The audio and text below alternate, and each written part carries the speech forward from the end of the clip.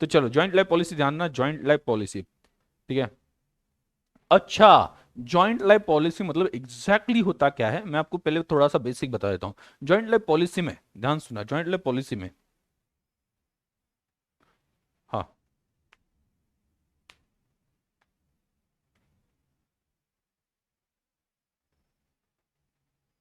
Okay, joint life policy में क्या होता है कि आपको पार्टनरशिप में बताओगे, पता होगा लाइबिलिटी क्या होती है, अनलिमिटेड होती है। मतलब अनलिमिटेड मतलब क्या, कल जाके फर्म बंद पड़ गई तो आपको घर बार बेचना पड़ेगा, घर बार बेचना पड़ेगा मतलब क्या, अगर लाइबिलिटी इतनी है फर्म ने उठाई हुई जो उसके एसेट से पे नहीं हो सकती, तो इवन पार्टनर को खुद का घर बेचना पड़ेगा और पैसे लाने पड़ेंगे और पैसे चुकाने पड़ेंगे।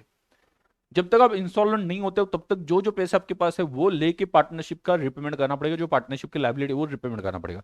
इवन उसमें से आप में से कोई अदर पार्टनर इंस्टॉलमेंट बनता है, अदर पार्टनर, ठीक है, उसके पास देने के लिए पैसे नहीं है तो उसके भी पैसे आपने चुकाने चाहिए। तो इतनी खतरनाक वाली लाइबिलिटी वहां पे पार्टनरशिप में होती है, जिसे हम बोलते हैं पर्सनल लाइबिलिटी। पर्सनल लाइबिलिटी का सिंपल एग्जांपल मैं बता दूं क्या, सिंपल, बहुत simple example, what is personal liability. अगर आप कहीं पे कुछ खाना खाना खाने के लिए जाते हो, इवन लॉ में भी आपने पढ़ा होगा पर्सनल लाइबिलिटी वगैरह वो कंसेप्ट, ठीक है। तो पर्सनल लाइबिलिटी, आप कहीं पे खाना खाने गए और वहां पे बाद में पता चला कि पैसे ही नहीं अपने पास, पॉकेट गुम हो गया, पॉकेट गायब हो गया, ऐसी ऐसी जगह पे चले गए जहां पे आपको कोई पहचानता नहीं है, ठीक है, और वहां पे जाके पता चल गया कि आते वक्त अपना पॉकेट किसी ने चुरा लिया, अपने खाना तो खा लिया, अभी क्या होगा, अभी क्या होगा। यस, बीवी के गहने भी बेचने पड़ेंगे, बच्चे के डायपर भी बच्चे के डायपर कहाँ से आ गए, कौन लेगा, हाँ,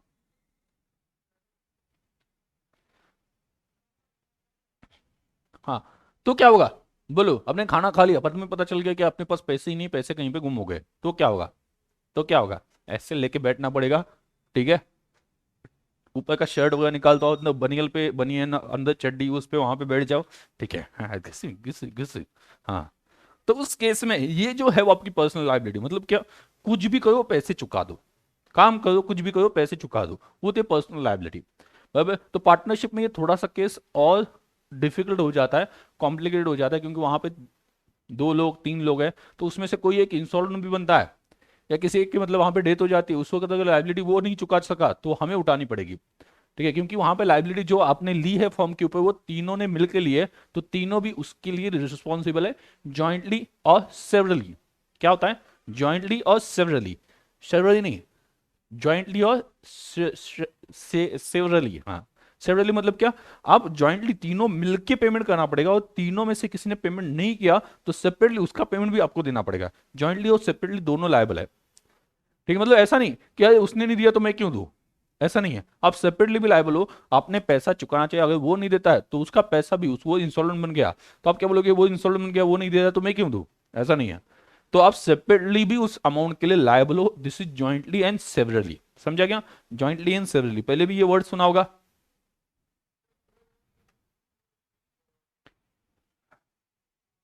हाँ हाँ हाँ हाँ, जॉइंटली और सेवरली मतलब आप तीनों मिलके भी लायबल हो, और तीनों में से दो की डेथ हो गई किसी वजह से, तो वो पैसे नहीं दे पा रहे, उसकी प्रॉपर्टी से पैसे नहीं आ रहे, ऑब्वियसली उसकी प्रॉपर्टी लायबल है उनकी, उससे भी पैसे नहीं आ रहे, तो आप सेपरेटली भी लायबल हो, जो भी पैसे बचे आपको पे करने पड़ेंगे, that is liability in case of firm.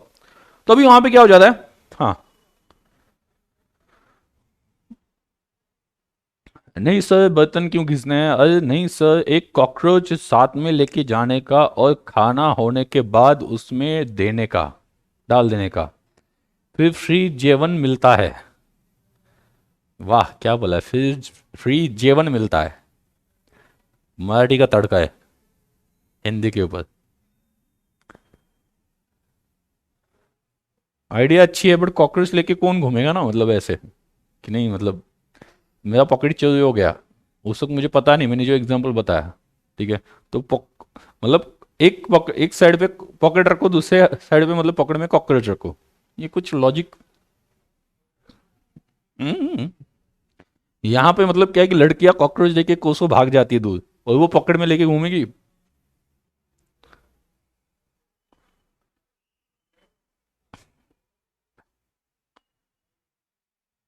ठीक है, चलो,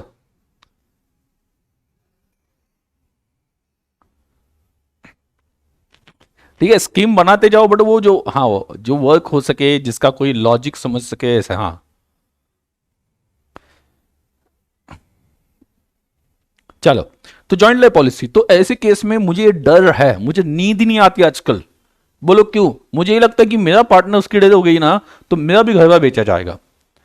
बराबर, तो ऐसी केस में हम क्या करें? हम एक पॉलिसी निकाले, जॉइंट लाइफ पॉलिसी निकाल दे। हाँ चलो,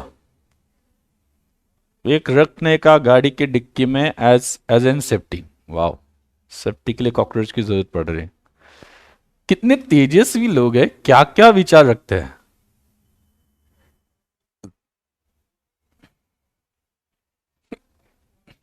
चलो, तो ध्यान देना, एक पॉलिसी निकालेंगे। पॉलिसी में दो बातें होती, कभी भी याद रखना, कोई भी आप इंश्योरेंस पॉलिसी लेते हो ना, तो इंश्योरेंस पॉलिसी उसमें एक तरीका होता है, आपने इन्वेस्टमेंट प्लस, ये सुना होगा, इन्वेस्टमेंट प्लस पॉलिसी। मतलब ऐसी पॉलिसी अभी मैंने भी ली है बीच में, कि जिसमें इन्वेस्टमेंट भी होता है, वो पॉलिसी भी होती है। एक होती है pure policy, core core insurance policy जिसे हम कहते हैं, जिसमें अगर डेथ हो गई तो ही आपको पैसा मिलेगा, अदरवाइज कुछ भी नहीं। अगर आपने 30 साल की पॉलिसी निकाली, 30 साल में, 30 ईयर्स में हर साल आप 20,000 भरते हो, आगे 30 साल की पॉलिसी है, और हर साल 20,000 भर रहे हो, और अगर डेथ होती है तो आपको मिलने वाला है 2 करोड़ या 5 करोड़, ऐसा कुछ एग्जाम्पल लेके चलता है। तो डेथ होती है तो आपको फैमिली को कितना मिलेगा? 5 करोड़ मिल जाएगा। और 30 ईयर्स में आपको कुछ भी नहीं हुआ तो आपको क्या मिलेगा? आपको क्या मिलेगा? बताओ क्या मिलेगा आपको? हाँ बताओ क्या मिलेगा? तो मिलेगा बैंगन। क्या मिलेगा? बैंगन मिलेगा। तो उस केस में आपको मिलेगा बैंगन। बैंगन मतलब हैदराबादी में बोलते हैं, जैसे हम यहाँ पे क्या बोलते हैं, घंटा मिलेगा, वैसे वहां पे बोलते हैं क्या, बैंगन माता कहता तुम लोग। ठीक है, तो बैंगन बोलते हैं। तो आपको उसके बदले में क्या मिलेगा? बैंगन। कुछ नहीं मिलेगा। 30 साल आपने 20-20 हजार पे किए, बट आपकी डेथ नहीं हुई, ओके, उस पर्सन की डेथ नहीं हुई, तो आपको कुछ भी नहीं मिलेगा। ये होती है pure policy, pure insurance policy, जिसमें वहां पे मैच्योरिटी के टाइम पे कुछ आपको मिलता नहीं। मैच्योरिटी मतलब 30 साल कंप्लीट, जो पीरियड है वो पीरियड खत्म होने के बाद में उसे मैच्योरिटी बोलते हैं ना, तो मैच्योरिटी के बाद में आपको कुछ भी नहीं मिलेगा। बराबर, वो एक पॉलिसी होती है। वो दूसरी पॉलिसी जो होती है उसे बोलते हैं ULIP, ULIP, ULIP, unit link insurance plan, ऐसा कुछ बोलते हैं, यूलिप। बराबर, तो यूलिप,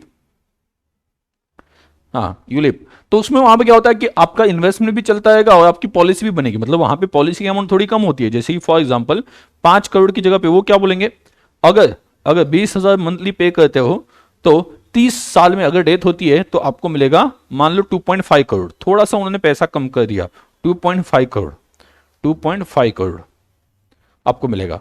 ठीक है, और एट द सेम टाइम अगर 30 साल में नो डेथ, डेथ हुई नहीं है, डेथ हुई नहीं, तो ऐसी केस में आपको एटलीस्ट जो आपने पैसे भरे हैं ना, कितने, 20,000 इंटू 30 साल मतलब 6 लाख, आपको 6 लाख या 7 लाख, जो भी अमाउंट उन्होंने डिसाइड की है वो आपको मिल जाएगी, मतलब 7 लाख। कल जाके अगर डेथ नहीं होती है तो आपको कितने मिलेंगे? 7 लाख तो मिल ही जाएंगे, और डेथ होती है तो 2.5 करोड़। तो सोचो क्या अच्छा है, उस तरह से आप ऑप्शन सेलेक्ट कर सकते हो, बट उसके लिए मरना पड़ेगा 2.5 करोड़ के लिए। समझे मैं क्या बोल रहा हूं? दो तरह की पॉलिसी होती है, जहां पे डेथ हो गई तो बहुत सारा पैसा मिलेगा, नहीं तो कुछ भी नहीं मिलेगा। बराबर, और दूसरी पॉलिसी ऐसी होती है कि अगर डेथ नहीं होती मैच्योरिटी के टाइम पे, तो कुछ तो भी आपको पैसा मिलता है, उससे बोलते हैं सरेंडर वैल्यू। ओके, जब आप पॉलिसी सरेंडर करते हो, वापस करते हो, उस वक्त कुछ तो भी पैसा मिलता है। जैसे मेरे पास अभी जो पॉलिसी है, मैं उसके लिए लगभग कितने, टेन लास्ट 10 ईयर्स से उसका प्रीमियम पे कर रहा हूं, लगभग 10 ईयर्स से, या उससे ज्यादा, थोड़े से ज्यादा टाइम हो गया। ठीक है, तो वो मैं प्रीमियम पे कर, आज मुझे लगता है कि नहीं, मुझे वो पॉलिसी नहीं चाहिए, तो मैं क्या कर सकता हूं, मैं वो पॉलिसी, मतलब जो कंपनी, उनके पास जा सकता हूं, उनको बोल सकता हूं ये पॉलिसी वापस ले लो, मुझे पैसे दे दो। वो जो आज तक का बना हुआ है ना, उनका इंटरेस्ट या नॉर्मल जो भी कैलकुलेशन है, उस हिसाब से उन्हें स्टार्टिंग में प्रोवाइड किया होता है, उस हिसाब से मुझे पैसे दे देंगे। ठीक है, बट अगर अगर वहां पे इन केस, मतलब वहां पे क्या है कि कुछ ऐसा हो जाता है कि जिसकी वजह से ये पॉलिसी जो है उसकी हमें ज्यादा अमाउंट मिल जाती है, उस पर्सन की डेथ हो गई, तो उस केस में उसे एक्स्ट्रा पैसा मिल जाता है, वो होती है पॉलिसी अमाउंट। समझा? तो अभी हम जो डिस्कस करने वाले हैं ना, मेनली डिस्कस जो करने वाले हैं वो सेकंड वाला, जहां पे अगर कुछ नहीं हुआ तो भी कुछ पैसे मिलने वाले हैं, कुछ नहीं हुआ तो भी कुछ पैसे मिलने वाले। हो गया, डेथ हो गई तो आपको मिलता है, डेथ हो गई तो पॉलिसी अमाउंट पूरा 5 करोड़ मिल जाएगा या 2.5 करोड़।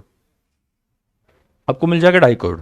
ठीक है, एंड डेथ नहीं है, रिटायरमेंट होगी, तो आप सरेंडर करते हो ना रिटायरमेंट, क्योंकि तीनों की पॉलिसी एक साथ निकाली होगी तो उसमें से एक पार्टनर जा रहा है, तो जो एग्जिस्टिंग पॉलिसी वो सरेंडर कर दो, और लगता है तो बाकी दो जो लोग बचे उनकी नई पॉलिसी निकालो। तो जाते वक्त वो जाने वाला पार्टनर क्या बोलेगा कि वो जो पॉलिसी है ना हमने मिलकर निकालती है उसका पैसा मुझे दे दो, ऐसा वो बोल सकता है। तो ऐसे केस में रिटायरमेंट के केस में पहले वाली पॉलिसी क्या करते हैं, सरेंडर करते हैं, और सरेंडर के टाइम पे आपको मिलता है सरेंडर वैल्यू जो कि पॉलिसी अमाउंट से कम होती है।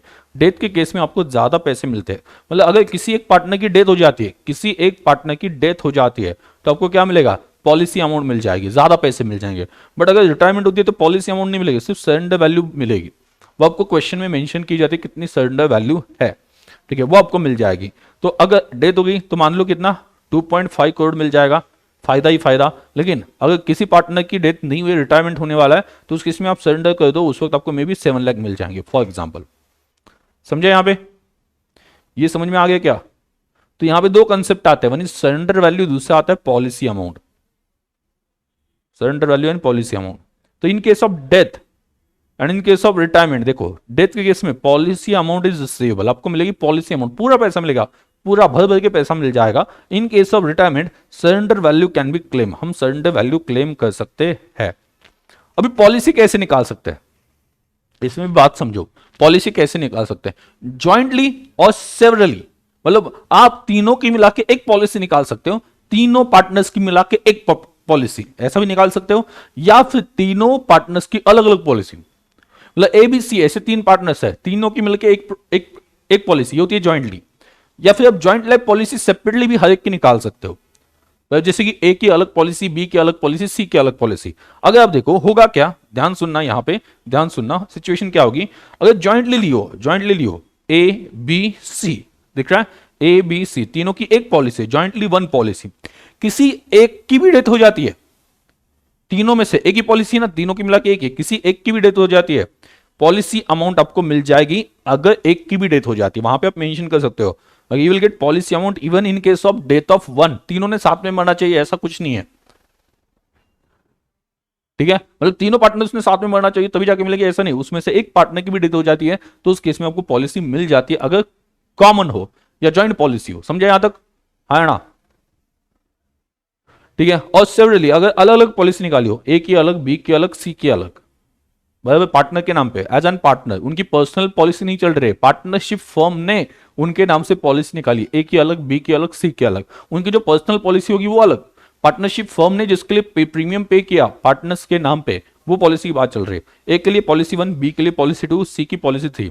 अगर मान लो यहां पे डेथ हमेशा किसकी होती है बोलो, सी तो हम लेते ही इसलिए ताकि उसकी डेथ हो जाए या उसे रिटायर कर दे, उसे निकाल दे, उसी के साथ ट्रीटमेंट ही ऐसी होती है, इसीलिए उसका स्टार्टिंग में सी लिखा हुआ है, बराबर, उसका हमेशा सी हो जाता है, ठीक है, तो सी का हमेशा कट जाता है, तो इस वजह से सी का देखो पॉलिसी 3 में देखो, अगर इफ डेथ, अगर सी की डेथ हो गई तो ऐसे केस में क्या, सी के पॉलिसी की पॉलिसी अमाउंट मिलेगी एंड ए एंड बी उनको सरेंडर वैल्यू मिल जाएगी, क्योंकि ए एंड अलग अलग पॉलिसी है ना, तो सी के ऊपर अलग पॉलिसी है, सी की अलग पॉलिसी, सी की डेथ हो जाती है तो आपको क्या मिल जाता है, policy amount, and A and B का तब क्या मिल जाता है, सरेंडर वैल्यू मिल जाता है। बेसिक को अच्छे समझो,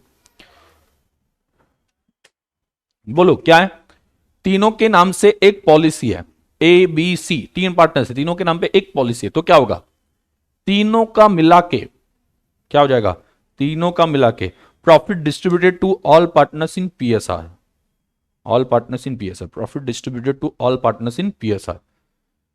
तीनों में से एक की भी डेथ हो गई, जो भी प्रॉफिट हो गया, प्रॉफिट कैसे कैलकुलेट करना है आगे डिस्कशन होगा उसका, बट अभी यहां पे समझ लो, तीनों में से एक की भी डेथ हो जाती है तो आपको पॉलिसी अमाउंट मिल जाएगी, फायदा ही फायदा। बट अगर तीनों के नाम पे अलग अलग पॉलिसी है तीन, उसे भी जेएलपी कहा जाता है, ज्वाइंट लाइफ पॉलिसी कहा जाता है, आप बोले इससे सेपरेट है, लेकिन बट फर्म ने तीनों के नाम से पॉलिसी निकाले, वो भले इंटरनली अलग अलग दिखाई दे या एक साथ दिखाई दे, बट पर्पज वही है ना कि कल जाके किसी की डेथ हो गई, ज्वाइंट लाइफ पॉलिसी, वो नाम से मत जाना, पर्पज ये है कि तीनों पार्टनर की पॉलिसी इसलिए निकाल रहे हैं ताकि कल जाके किसी की डेथ हो जाए, कुछ हो जाए तो अपने पास सफिशिएंट पैसा अवेलेबल रहे ताकि हम लायबिलिटी चुका सके। क्लियर, तो पॉलिसी 1 अगे, पॉलिसी 2, पॉलिसी 3, अगर सी की डेथ होती है तो पॉलिसी 3 के ऊपर आपको मिल जाएगी पॉलिसी अमाउंट, और ए एंड बी की क्या मिल जाएगी, सरेंडर वैल्यू मिल जाएगी। प्रॉफिट कैसे कैलकुलेट करना और डिस्ट्रीब्यूट करना है आगे हम पढ़ लेंगे, बट एक बात याद रखना, भले तीनों की पॉलिसी अलग है, मान के चलते हैं, यहां पे मैं एग्जांपल लेके चलता हूं अलग से, A B C, concept easily समझ में आ जाएगा आपको ये। A B C, policy 1, policy 2 and policy 3।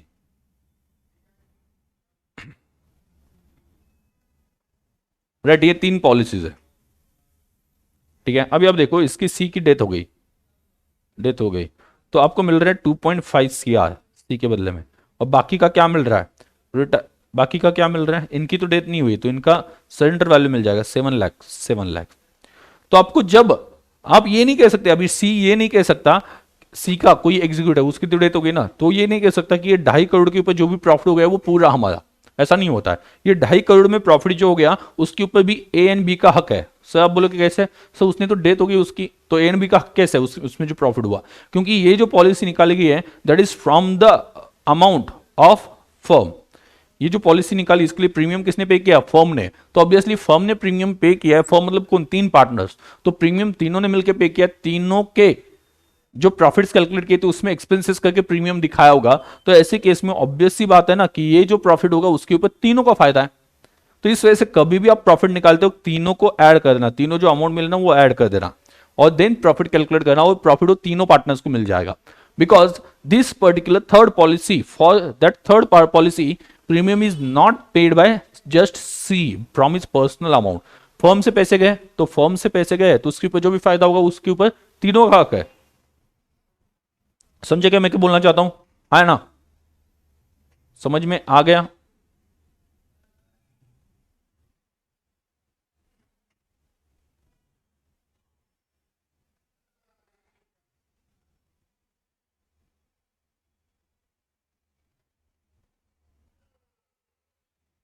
समझ में आ गया।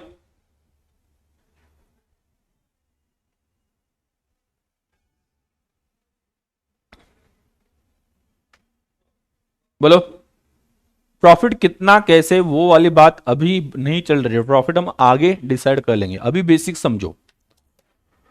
पहले आपको समझना है ज्वाइंट लाइफ पॉलिसी क्या होती है। अगर डेथ की केस में आपको पॉलिसी अमाउंट मिल जाती है जो कि ज्यादा होती है, और रिटायरमेंट के केस में आपको सरेंडर वैल्यू मिल जाती है जो कि कम होती है, बराबर। आगे अब ज्वाइंट लाइफ पॉलिसी कैसे निकाल सकते हो, ज्वाइंटली तीनों के नाम पे एक, उसमें से एक की भी डेथ होगी तो पूरा पैसा मिल जाएगा और जो भी प्रॉफिट है वो तीनों में डिस्ट्रीब्यूट होगा।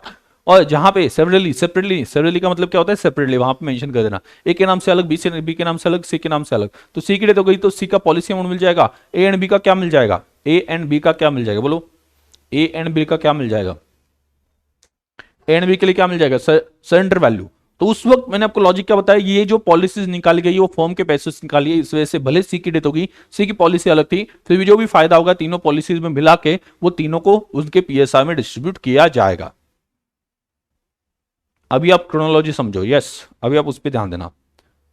प्रॉफिट कैसे निकालना है वो बात पे तो मैं आ ही जाऊंगा, मतलब मैं जब स्टार्ट करता हूं तो आपको अभी तक तो इतना एक्सपीरियंस आया होगा कि सर स्टार्ट टू एंड सब कुछ वहां पे बता देंगे, बट जल्दबाजी मत करना, मैं आगे बता दूंगा। यहां तक समझा,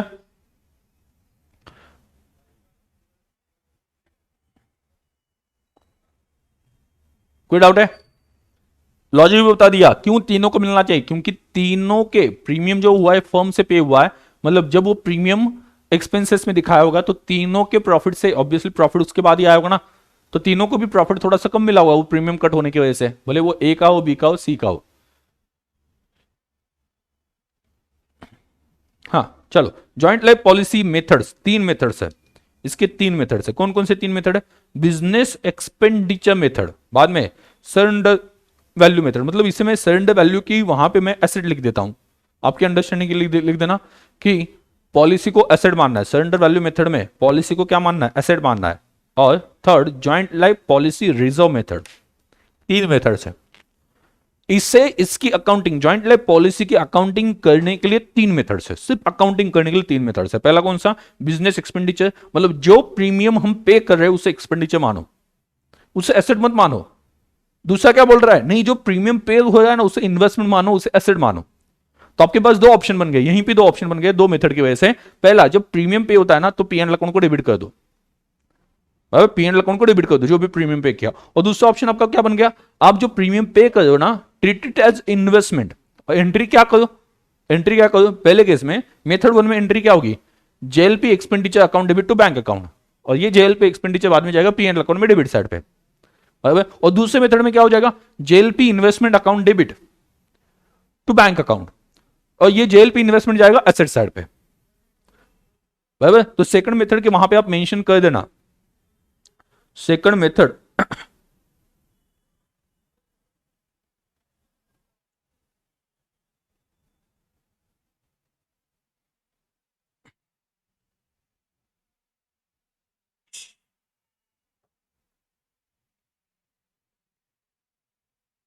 सेकंड के यहां पे लिख देना एसेट,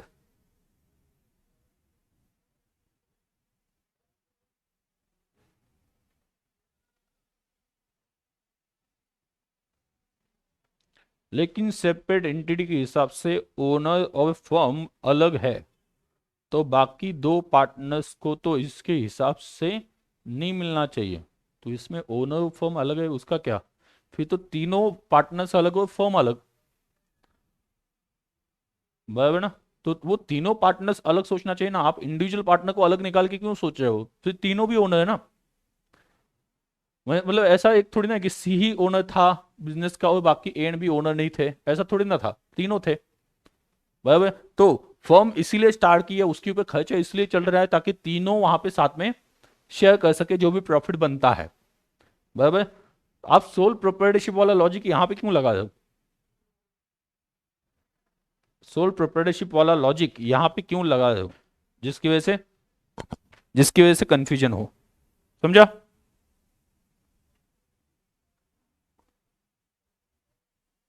हाँ, अभी ठीक है आवाज। तो पहले से जॉइंट लैब पॉलिसी आप जॉइंटली निकाल सकते हो, सेपरेटली निकाल सकते हो, बराबर। अगर आपकी डेथ, आपकी मतलब आपकी नहीं है, ऐसे ही वो निकल जाता है, अगर डेथ हो जाती है तो पॉलिसी अमाउंट मिलेगी, अगर रिटायरमेंट होता है तो उस केस में क्या सरेंडर वैल्यू वहां पे कहा जाएगा, सरेंडर वैल्यू मिल जाएगी, बराबर, सरेंडर वैल्यू मिल जाएगी। अगर जॉइंटली पॉलिसी निकाली तीनों के नाम से, एक पॉलिसी है, किसी की भी डेथ हो जाए तो पॉलिसी अमाउंट ही मिल जाएगी, क्योंकि एक ही पॉलिसी है ना, तो वो पॉलिसी अमाउंट सभी के साथ शेयर की जाएगी। आपने प्रॉमिस ये किया था पार्टनरशिप में आते हो जो भी प्रॉफिट होंगे या जो भी लॉसेस होंगे, ओके, वो तीनों के होंगे, बराबर। ये कमिटमेंट के साथ ही आए थे ना, और खर्चा जो होगा, जो भी लाइबिलिटी होगी वो तीनों की होगी, यही यही प्रॉमिस के साथ आए थे। हाँ, रेशियो अलग अलग हो सकता है, 3:2:1 और इक्वल, बट कमिटमेंट यही थी ना कि जो भी प्रॉफिट होगा जो भी लॉस होगा वो तीनों का होगा। कल जाके उसकी डेथ हो जाती, पैसे कम पड़ते तो हमें देना पड़ता है ना, तो हम उसके लिए रिस्पॉन्सिबल होते हैं। तो उस वक्त आप ये क्यों ना लॉजिक लगाते कि ओनर एंड बिजनेस डिफरेंट है तो ओनर को क्यों पैसे लाने पड़ेंगे, उस वक्त तो नहीं लगाया आपने। तो अभी पैसे जब बांटने तीनों में तब क्यों लगाए हो कि नहीं सी को ही पैसा मिल गया, सी की डेथ हो गई, सी की अलग पॉलिसी थी तो सी को ही पैसा मिलना चाहिए। तो अगर लॉजिक लगाना है तो पूरा लगा दो ना, आपको खुद ही समझ में आ जाएगा। आधा अधूरा लॉजिक लगाओगे तो कंफ्यूजन तो होना ही है। तो ये भी सोचो कि जब पैसे देने पड़ते हैं तो किसी और की डेथ हो गई तो रिमेनिंग पार्टनर को क्यों देना पड़ता है, पैसे कम पड़ गए तो, क्योंकि लाइबिलिटी आपने कमिटी ऐसी की थी कि ज्वाइंटली हम पे कर देंगे, और अगर प्रॉब्लम हुआ तो सेपरेटली हर पर्सन लायबल है। तो देखो, दो मेथड्स पे ध्यान देना, थर्ड मेथड समझ में आ जाएगी। दो मेथड्स ही है, third method is just extension of second method, just little extension of second method. समझो मैं क्या बोल रहा हूं। तो दो मेथड पे ध्यान कर देना। पहला मेथड क्या कहता है कि जब खर्च होता है, प्रीमियम जाता है तो उसे एक्सपेंस मानो, और एंट्री क्या कर दो, एंट्री सिंपल कर दो। क्या एंट्री करोगे, बोलो एंट्री क्या करोगे, एंट्री क्या करोगे, premium account debit, premium expense account debit, या जो भी नाम लिखोगे, joint life policy premium account और premium expense account debit to bank account ऐसा लिखोगे, या फिर प्रीमियम एक्सपेंसेस अकाउंट लिखोगे to bank account, to bank account, bank को क्रेडिट दे दिया। अब ये एक्सपेंसेस कहां पे जाएंगे, पी एंड अकाउंट, पहले मेथड में। सेकंड मेथड में, सेकंड मेथड में इसे एसेट मानना है ना, इसे एसेट साइड पे दिखाना है, तो आप क्या करोगे, joint life policy investment account या joint life policy, simply joint life policy account लिख दो, joint life policy account debit to bank account. और ये ज्वाइंट लाइफ पॉलिसी अकाउंट या joint life policy investment account कहां पे दिखाई देगा, एसेट साइड पे दिखाई देगा, समझा। ठीक है, यहां तक ही पहुंचे हम। पहले दो मेथड पे ध्यान देना, थर्ड मेथड इजीली समझ में आ जाएगी। पहले पहले मेथड कौन सी है, बिजनेस एक्सपेंडिचर मेथड, कि जो प्रीमियम पे किया उसे एक्सपेंस मानो। दूसरी मेथड कौन सी है, सरेंडर वैल्यू मेथड, जहां पे JLP is traded as asset and shown at surrender value.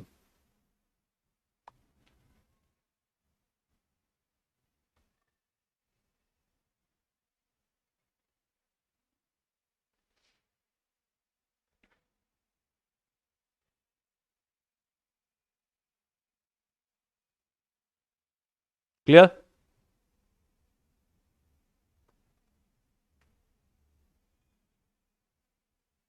यहां तक क्लियर है क्या? कोई डाउट हो तो यहां तक पूछ लेना।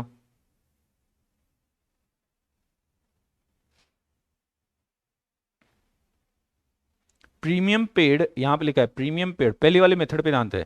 Premium paid is treated as expenditure, is treated as what? Expenditure, is treated as expenditure.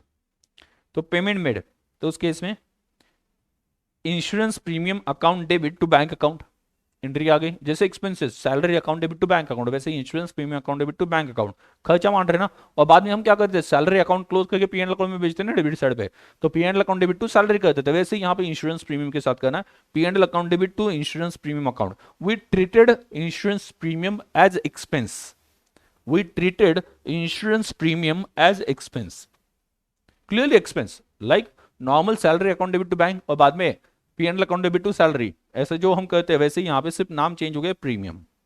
अब प्रीमियम आना, ये तरीके से जा सकते हो, या फिर दूसरा तरीका थर्ड वाला मेथड, यहां पे लिखा है थर्ड वाला, it is extension of second method. इस वजह से पहले सेकंड मेथड पूरा समझ लेते हैं, then will go for third method.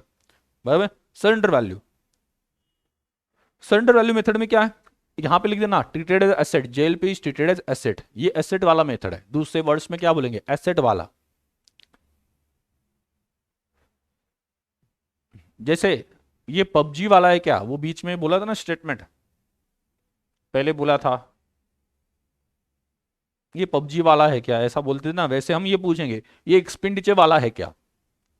बराबर? या हम बोलेंगे ये एसेट वाला है क्या। एक्सपेंडिचर वाला मतलब क्या, बिजनेस एक्सपेंडिचर मेथड, और एसेट वाला मतलब क्या, surrender value method. Surrender value method, यहां पे JLP is treated as asset and shown at surrender value. क्यों, ये आगे डिस्कस कर लेंगे। सरेंडर वैल्यू पे दिखाने, एसेट कौन से वैल्यू पे दिखाने, जेएलपी कौन से वैल्यू पे दिखानी है, सरेंडर वैल्यू पे। पेमेंट में एंट्री क्या होती है, जब पेमेंट करते हो, JLP account debit to bank, बराबर। और पीएनएल अकाउंट में भेजने की एंट्री इसमें आती ही नहीं है, तो जेएलपी डायरेक्टली एसेट साइड पे दिखाना है, जेएलपी इन्वेस्टमेंट या नॉर्मल जेएलपी करके लिखा होगा, JLP account debit to bank, इससे एसेट दिखाया जाता है, और कौन सी वैल्यू पे, सरेंडर वैल्यू पे मेंटेन किया जाता है। अभी बात करते हैं सरेंडर वैल्यू पे क्यों, अभी बात करते हैं सरेंडर वैल्यू पे क्यों। सभी लोग ध्यान देना, सभी लोग यहां पे ध्यान देना। सरेंडर वैल्यू, अभी अब देखो, देखो आपके पास एक एसेट है, एसेट है, कंजर्वेटिज्म प्रिंसिपल याद रखना, क्या है conservatism principle, expect and record all future losses but don't expect and record future gain.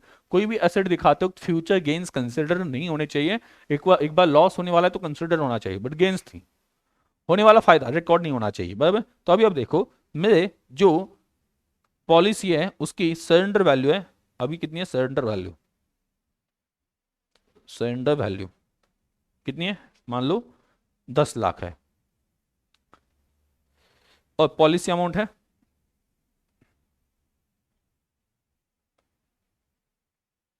10 crore, और 1 करोड़, 1 करोड़ लेके चलते हैं, 1 CR। अब यहां पे देखो सरेंडर वैल्यू कब मिलती है, रिटायरमेंट या रिटायरमेंट के केस में। पॉलिसी अमाउंट कब बनती है, जब वो पार्टनर है उस वक्त उसकी डेथ हो गई, तो रिटायरमेंट या इन शॉर्ट कभी भी आप सरेंडर करते हो, जब चाहे तब मिल जाएगी surrender value. Not necessary retirement ही होना चाहिए, आज आज आपको लगता है कि नहीं पैसों की जरूरत है, जाओ, कहां पे चले जाओ, वो कंपनी के पास, उनको बोल दो कि हमने आपकी पॉलिसी ली थी, रीजन भी बताने की जरूरत नहीं, रिटायरमेंट हो गया, उनको बोल दो कि ये पॉलिसी हमें कैंसिल करनी है, वो बोलेंगे क्यों, बता दो, कोई भी रीजन फेंक दो, नहीं मतलब वहां पे क्या है कि हम तीनों ने गोवा जाने का प्लान किया, वहां पे पैसे उड़ाने इस वजह से चाहिए, वो थोड़ी ना बोलेगा। ठीक है, तो उसे देना ही है, तो क्या बोलेगा कि अभी देखो कितना मिलेगा, 10 लाख ही मिलेगा। आप अगर रखते हो, किसी की डेथ होती है तो 1 करोड़, 1 करोड़ मिलेगा। आप बोलते हो नहीं चाहिए मुझे, हमें गोवा में मजे करने, डेथ होने तक कौन सोचेगा, मरने के बाद पैसे लेके क्या करेंगे हम, तो हमें एंजॉय करना है, तो आप वहां पे बोलते हो कि नहीं हमें पैसे चाहिए, तो कितने देंगे वो, पक्का 10 लाख तो पक्का देंगे किसी भी रीजन के लिए। मैं बोलता हूँ रिटायरमेंट के केस में, बट कभी भी सरेंडर कर सकते हो, ये है।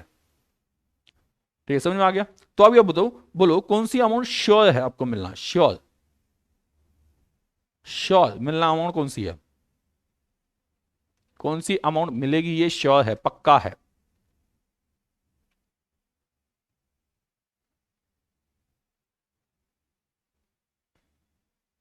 हम्म, श्योर।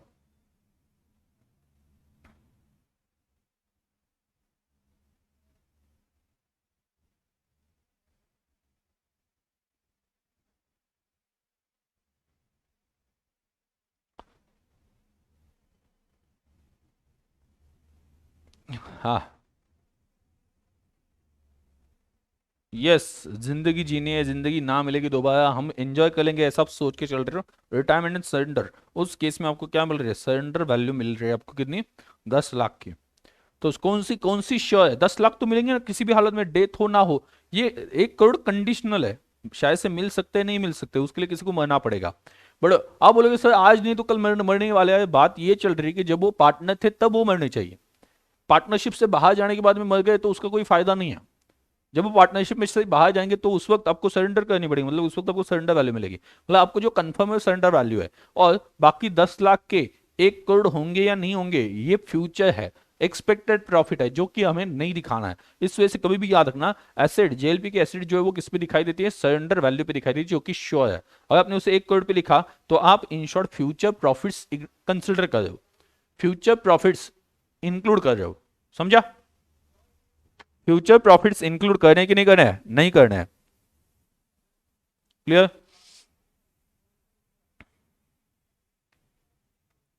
इस वजह से सरेंडर वैल्यू पे मेंशन किया जाता है। अभी यहाँ पे एक मैं क्वेश्चन लिख रहा हूँ, वो क्वेश्चन साथ में लिख देना। सरेंडर वैल्यू पे मेंटेन करना है, एसेट को सरेंडर वैल्यू पे दिखाना है, बराबर। तो यहाँ पे लिख देना, firm firm took policy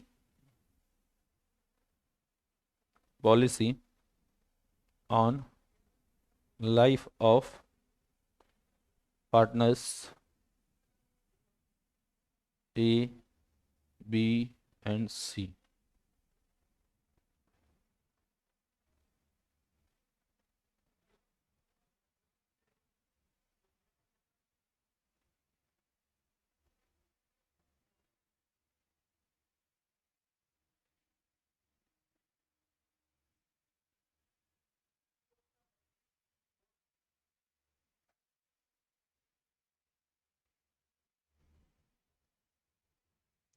firm will pay 20,000 as premium.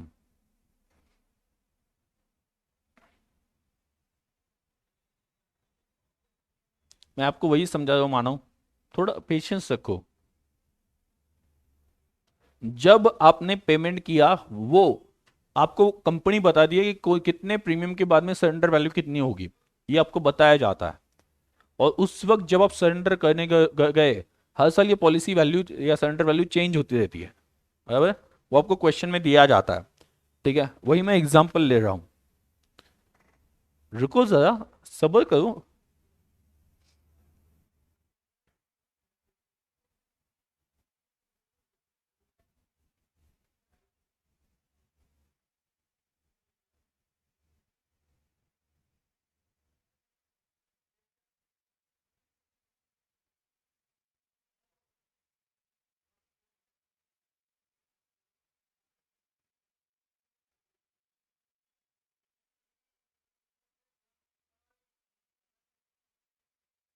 नील, पहले साल के एंड में कुछ भी नहीं होगी। सर क्यों ऐसा होता है कि पहले साल जब आप पॉलिसी निकालते हो, अगर एक ही साल में कैंसिल कर देते तो वो कुछ नहीं देते, ठीक है, क्योंकि पहले साल में तो वहां पे क्या होता है, जो पॉलिसी निकालता है वो जो एजेंट है उसका ही कमीशन ज्यादा जाता है, या इवन पॉलिसी के जो स्टैम्प ये वो चीजें लगती है ना, उसका ही खर्चा हो जाता है। तो बोलेंगे पहले साल में आपने 20,000 प्रीमियम दे दिया और आप बोलते हो कि क्या है इसकी सरेंडर वैल्यू, तो नील वो बता दे। नील, सेकंड ईयर एंड, वो बोलेंगे अभी आपकी पॉलिसी जो है वो, उसकी सरेंडर वैल्यू जो है 10,000। थर्ड ईयर एंड,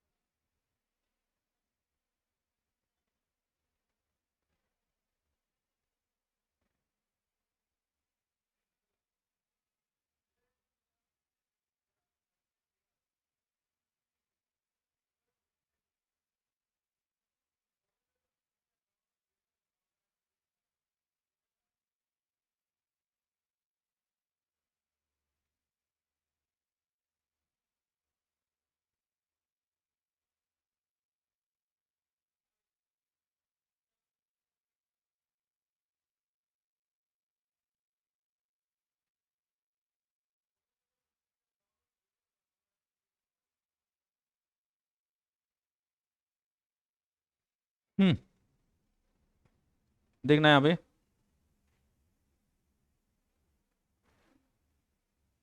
तो JLP account, JLP account treated as asset, किस पे दिखाना है, शो नेट। ये मैं आपके अंडरस्टैंडिंग के लिए दिखा बोल लिख रहा हूँ, show net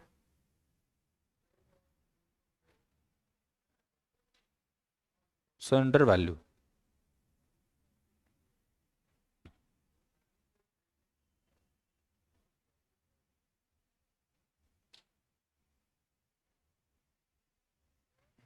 show net surrender value, right. अभी आप देखो पहले साल में एंट्री क्या हो जाएगी, पहले साल में एंट्री क्या होगी, फर्स्ट ईयर, फर्स्ट ईयर क्या होगा, जेएलपी अकाउंट डेबिट। जब हम जेएलपी के लिए पेमेंट करें, एसेट ट्रीट करें ना, इन्वेस्टमेंट बढ़ रही है ऐसा दिख रहा है, एसेट बढ़ती है तो क्या डेबिट होना चाहिए एसेट को, बराबर। तो इस केस में एंट्री क्या आ जाएगी,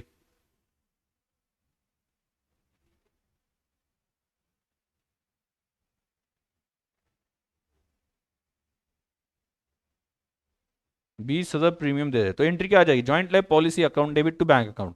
तो जॉइंट लाइफ पॉलिसी की डेबिट साइड पे to bank 20,000।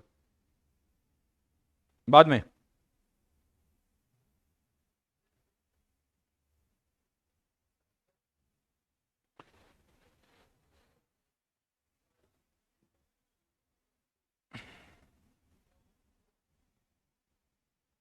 First year, okay, 20,000 JLP to bank. Next, अभी आप देखो लेकिन फर्स्ट ईयर के एंड में सरेंडर वैल्यू कितनी है, जीरो, नील पे दिखानी है। सरेंडर वैल्यू पे मेंटेन किया जाता है क्योंकि ये पैसे आज के डेट में रिसीवेबल है, या एसेट की वैल्यू उस डेट पे आज अगर आप बेचने चाहते हो तो कितने मिलेंगे, जीरो मिलेंगे ना, कुछ भी नहीं मिलेंगे। मतलब जेएलपी में आपने 20,000 का पेमेंट तो कर दिया, बट जेएलपी की सरेंडर वैल्यू जीरो है। तो इसका मतलब क्या हो गया, जिसके लिए आपने 20,000 दिया उसकी अभी वैल्यू कितनी है, जीरो है। मतलब 20,000 का क्या हो गया, फायदा हुआ कि लॉस हुआ। आज अगर मैं पैसे निकालने जाता हूँ, ड्रॉ करने जाता हूँ, सरेंडर करता हूँ, तो कितने मिलेंगे, जीरो। तो ये फायदा है कि लॉस है आज के डेट पे, आज के डेट में क्या है, फायदा है या लॉस है।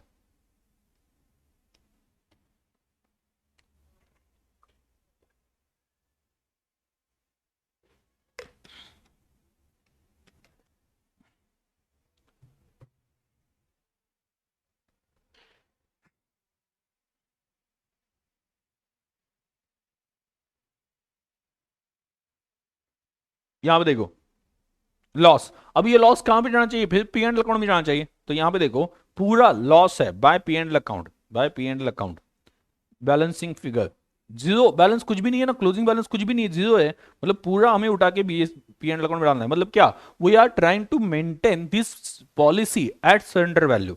किस पे मेंटेन करे, सरेंडर वैल्यू पे मेंटेन कर रहा है, सरेंडर वैल्यू पे मेंटेन करे, सरेंडर वैल्यू जीरो। तो इस वजह से हमें क्लोजिंग बैलेंस में कुछ भी नहीं दिखाना है, तो क्लोजिंग बैलेंस जीरो रहेगा, तो पूरा जो भी डिफरेंस है लगता है, तो यहां पे लिख देता हूं आपके understanding by balance carry down nil. तो इस वजह से next year second year to balance brought down कितना, नील और डैश जीरो, लास्ट ईयर से कुछ भी नहीं आया। सरेंडर वैल्यू ये जो है, अरे ये क्वेश्चन दिया है, ऐसा ही क्वेश्चन आपको एग्जाम में आता है, ऐसा क्या करते हो। मैंने बोलते बोला भी कि वो आपको इन्फॉर्मेशन देते हैं कितनी सरेंडर वैल्यू कौन से साल में है। तो मैंने ये थोड़ी ना कैलकुलेट, ये क्वेश्चन है, ऐसा क्या कर रहे हो।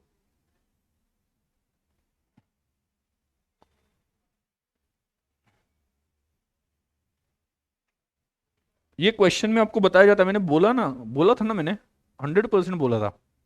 क्वेश्चन आपको बताता है कितनी सरेंडर वैल्यू है कौन से केस में, जॉइंट लाइफ पॉलिसी की।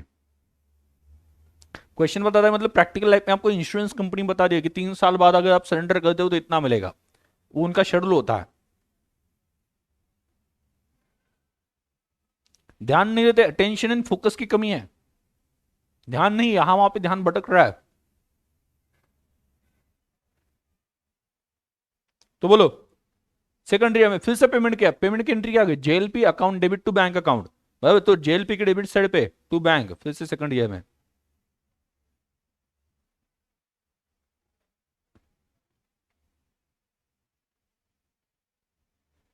आगे अभी आप सेकंड ईयर में क्या बोलिए, सरेंडर वैल्यू 10,000, 10,000 बोलिए।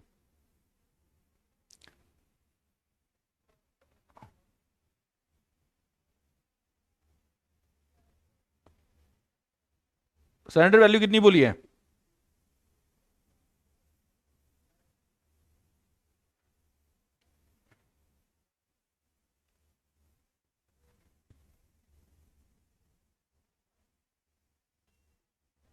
जितने साल तक आप ज्यादा रखते हो उतना सरेंडर वैल्यू बढ़ती जाती है, बाद में आपको फायदा होने लगता है। जितने साल तक रखते हो बाद में आपको फायदा फायदा मिलता है। आज आपने पैसे दिए वो वापस ले रहे हो तो किस बात का, वहां पे वो बोलेंगे कि अरे तुमने जो पैसा दिया वो तो एजेंट को कमीशन ही देने में चला गया पहले साल का, हमारा स्टैम्प ड्यूटी ये वो सभी खर्चा उसमें ही चला गया, जीएसटी कट गया, तो बचा ही क्या हमारे हाथ में। तो इस केस में हम आपको पैसे ही क्या दे वापस। तो अगर कैंसिल ही करनी थी तो पॉलिसी ली क्यों आपने, इमीडिएटली कैंसिल कर रहे हो तो।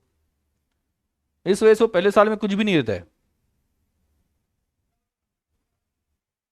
ओके तो यहाँ पे देखो, यहाँ पे ध्यान देना, अभी सेकंड ईयर 20,000 है, स्लोली स्लोली वो बढ़ती जाएगी और एक टाइम ऐसा आ जाएगा जहां पे आपको प्रॉफिट दिखने लगेगा और प्रॉफिट होने लगेगा।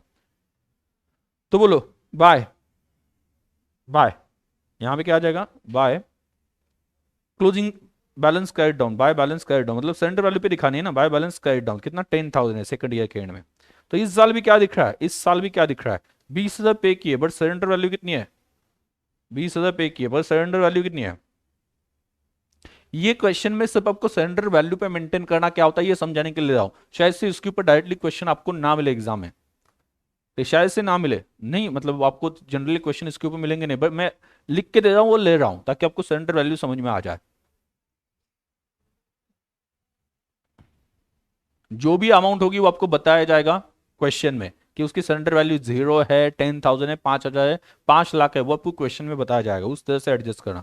अभी 10,000 क्लोजिंग बैलेंस है बट 20,000 पे की है, तो ऐसे केस में मैंने सरेंडर वैल्यू पे मेंटेन किया ना, उन्होंने वही बोला सरेंडर वैल्यू पे मेंटेन करो, तो बाकी बचा वो अपना फायदा है कि लॉस है, 20,000 पे करके 10,000 ही बचे है उसकी वैल्यू, तो लॉस है, लॉस कहां पे जाएगा, by P and L account में, by P and L account में कितना 10,000, by P and L account 10,000।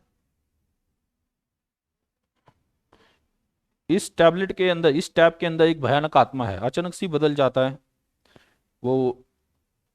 अब यहाँ पे देखा ना, अचानक से फॉन्ट बदल गया खुद से ही, अभी बदल गया, फिर से बदल गया। तुम्हारे टैब के अंदर एक भयानक आत्मा है। आई बोलो नेक्स्ट, अगले साल क्या हुआ, तो ये बैलेंस आ गया third year opening balance, to balance brought down कितना है 10,000, टू बैलेंस ब्रॉट डाउन 10,000। आगे to, to balance brought down 10,000, आगे फिर से पेमेंट किया टू बैंक, इस साल भी कितना पेमेंट किया टू बैंक 20,000। और इस साल सरेंडर वैल्यू कितनी है, इस साल सरेंडर वैल्यू कितनी है बोलो, इस साल सरेंडर वैल्यू कितनी है 30,000 थर्ड ईयर में, तो क्लोजिंग बैलेंस कितना आ जाएगा, by balance closing balance surrender value पे मेंटेन करनी है, हर साल सरेंडर वैल्यू पे मेंटेन की जाती है, और जो डिफरेंस है वो पीएनएल अकाउंट में भेजा जाता है, उसके लिए अकाउंट बनाने की जरूरत भी नहीं थी, बट मैं अकाउंट बना के दिखाया हूं ताकि कंसेप्ट और एंट्रीज प्रॉपर्ली समझ में आ जाए।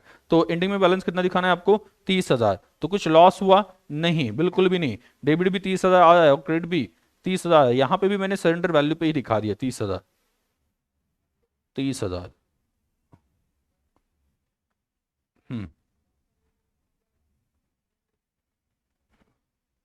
चलो बोलो आगे, आगे क्या होगा, अगले साल क्या हो गया, to balance fourth year, to balance brought down कितना 30,000, फिर कितना पे किया टू बैंक, टू बैंक कितना 20,000, और किस पे मेंटेन करनी होती है सरेंडर वैल्यू पे, सरेंडर वैल्यू कितनी है, तो क्लोजिंग बैलेंस सरेंडर वैल्यू पे आ जाएगा, बाय बैलेंस कैरी डाउन कितना 60,000 है ना, फोर्थ ईयर में देख लेना मैंने लिख के दिया 60,000, 60,000, 60,000, तो बोलो 60,000,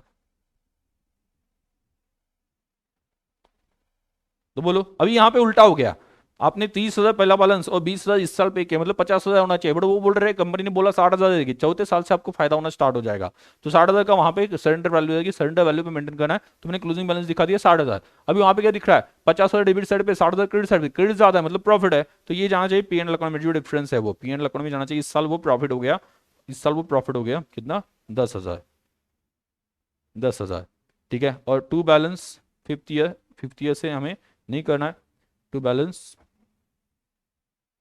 ब्रॉट डाउन 60,000। आगे से जो भी होगा वैसे ही होगा, जो भी डिफरेंस है वो एडजस्ट करते जाना है। अगर वो डिफरेंस जो है वो प्रॉफिट समझ में आ जाएगा, क्योंकि क्रेडिट ज्यादा है मतलब प्रॉफिट, डेबिट ज्यादा है मतलब क्या, लॉस। अभी तक डेबिट ज्यादा आया था तो उस केस में लॉस पीएनएल अकाउंट में डाल देते, अभी प्रॉफिट डाल दिया इस बार। तो इस तरह से हर बार मैंने एक चीज फॉलो की है, क्लोजिंग बैलेंस जो है वो किस पे दिखाई, ये देखो स्टार्टिंग से आप लगता है तो सरेंडर वैल्यू जो मैंने लिख के दी पहले साल की 0 थी तो मैंने 0 पे मेंटेन किया, सेकंड ईयर में 10,000 थी, 0, 10,000, 30,000, 60,000, 0, 10,000, 30,000 और 60,000 क्लोजिंग बैलेंस दिखा दिया। Is it clear?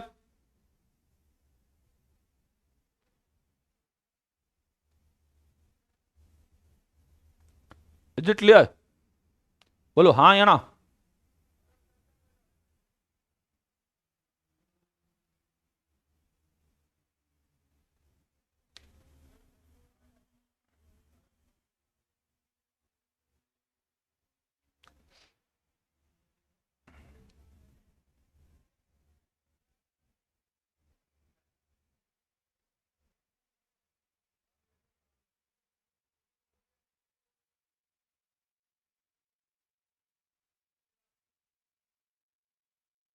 Yes clear.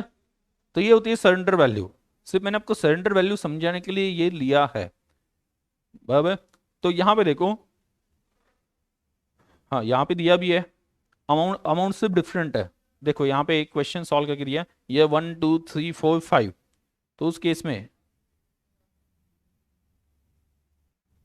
पहले कितनी है, पहले साल 0, दूसरे साल 20,000, तीसरे साल 50,000, चौथे साल 80,000, 1,20,000, इस तरह से दिया है। और इसे सॉल्व करके भी यहाँ पे दिखा है, जॉइंट लाइफ पॉलिसी एसेट किस पे दिखानी है, सरेंडर वैल्यू पे।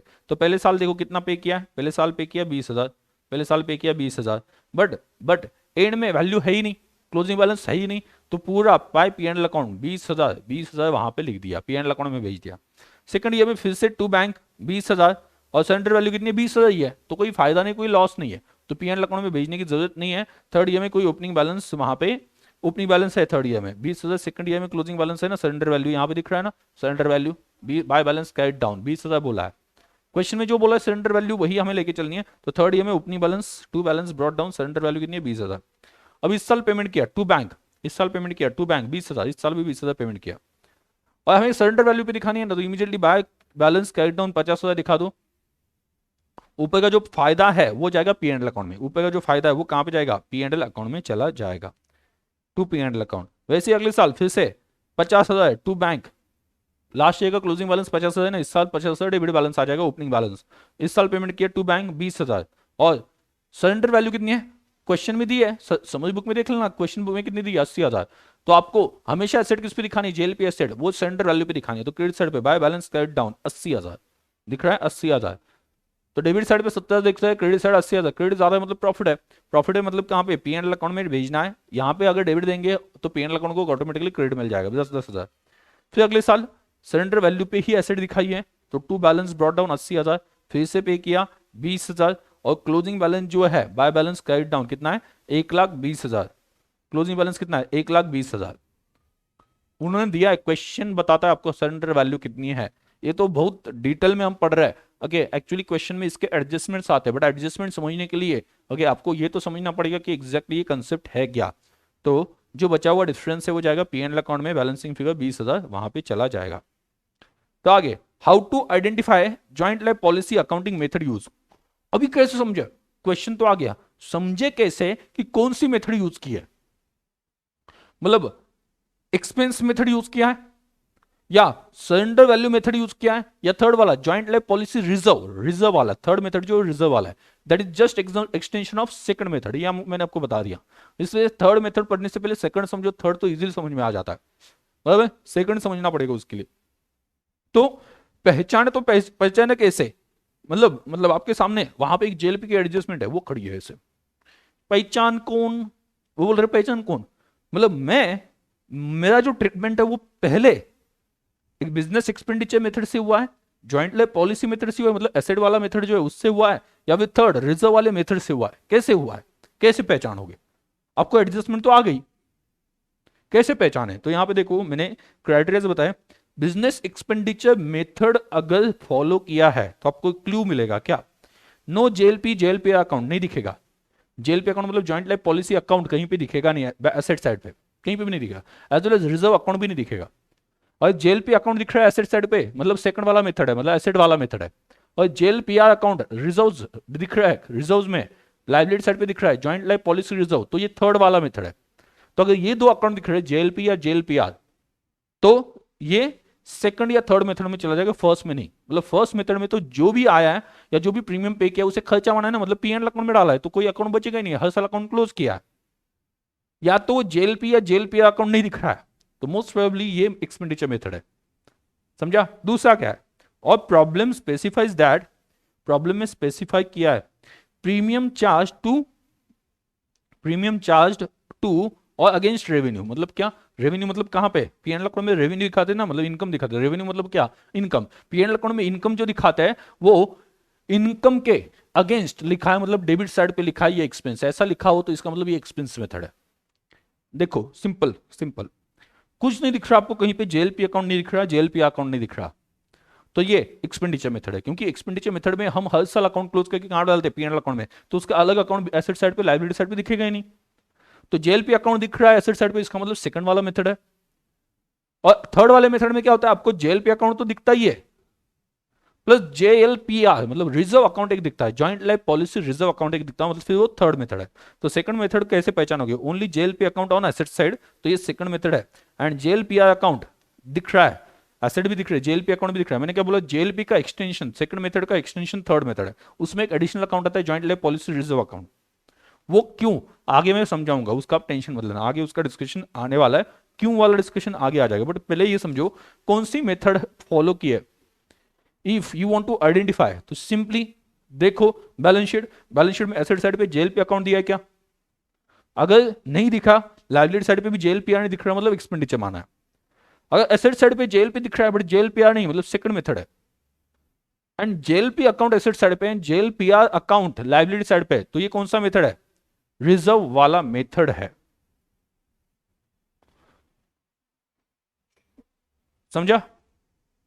बोले तो एक्सपेंडिचर मेथड, बोले तो सरेंडर वैल्यू मेथड।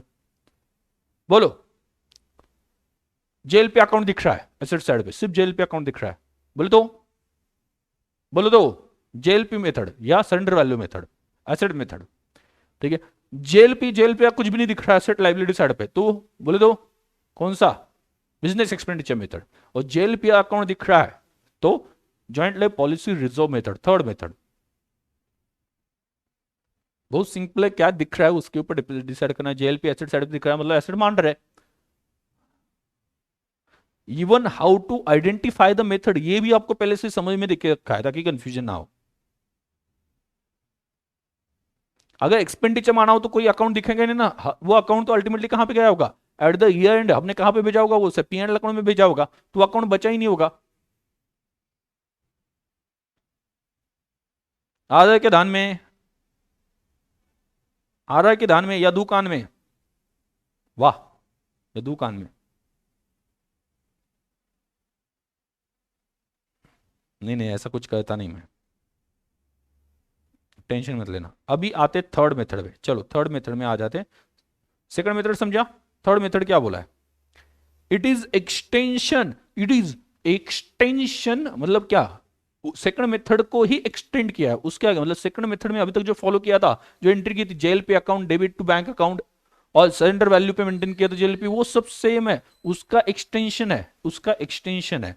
तो it is extension of second method, मतलब सेकंड मेथड में जो पढ़ा था वो तो याद रखना ही है, प्लस एडिशनली एक पॉइंट है। आ जाए ध्यान में सर, अब कान में मत दो।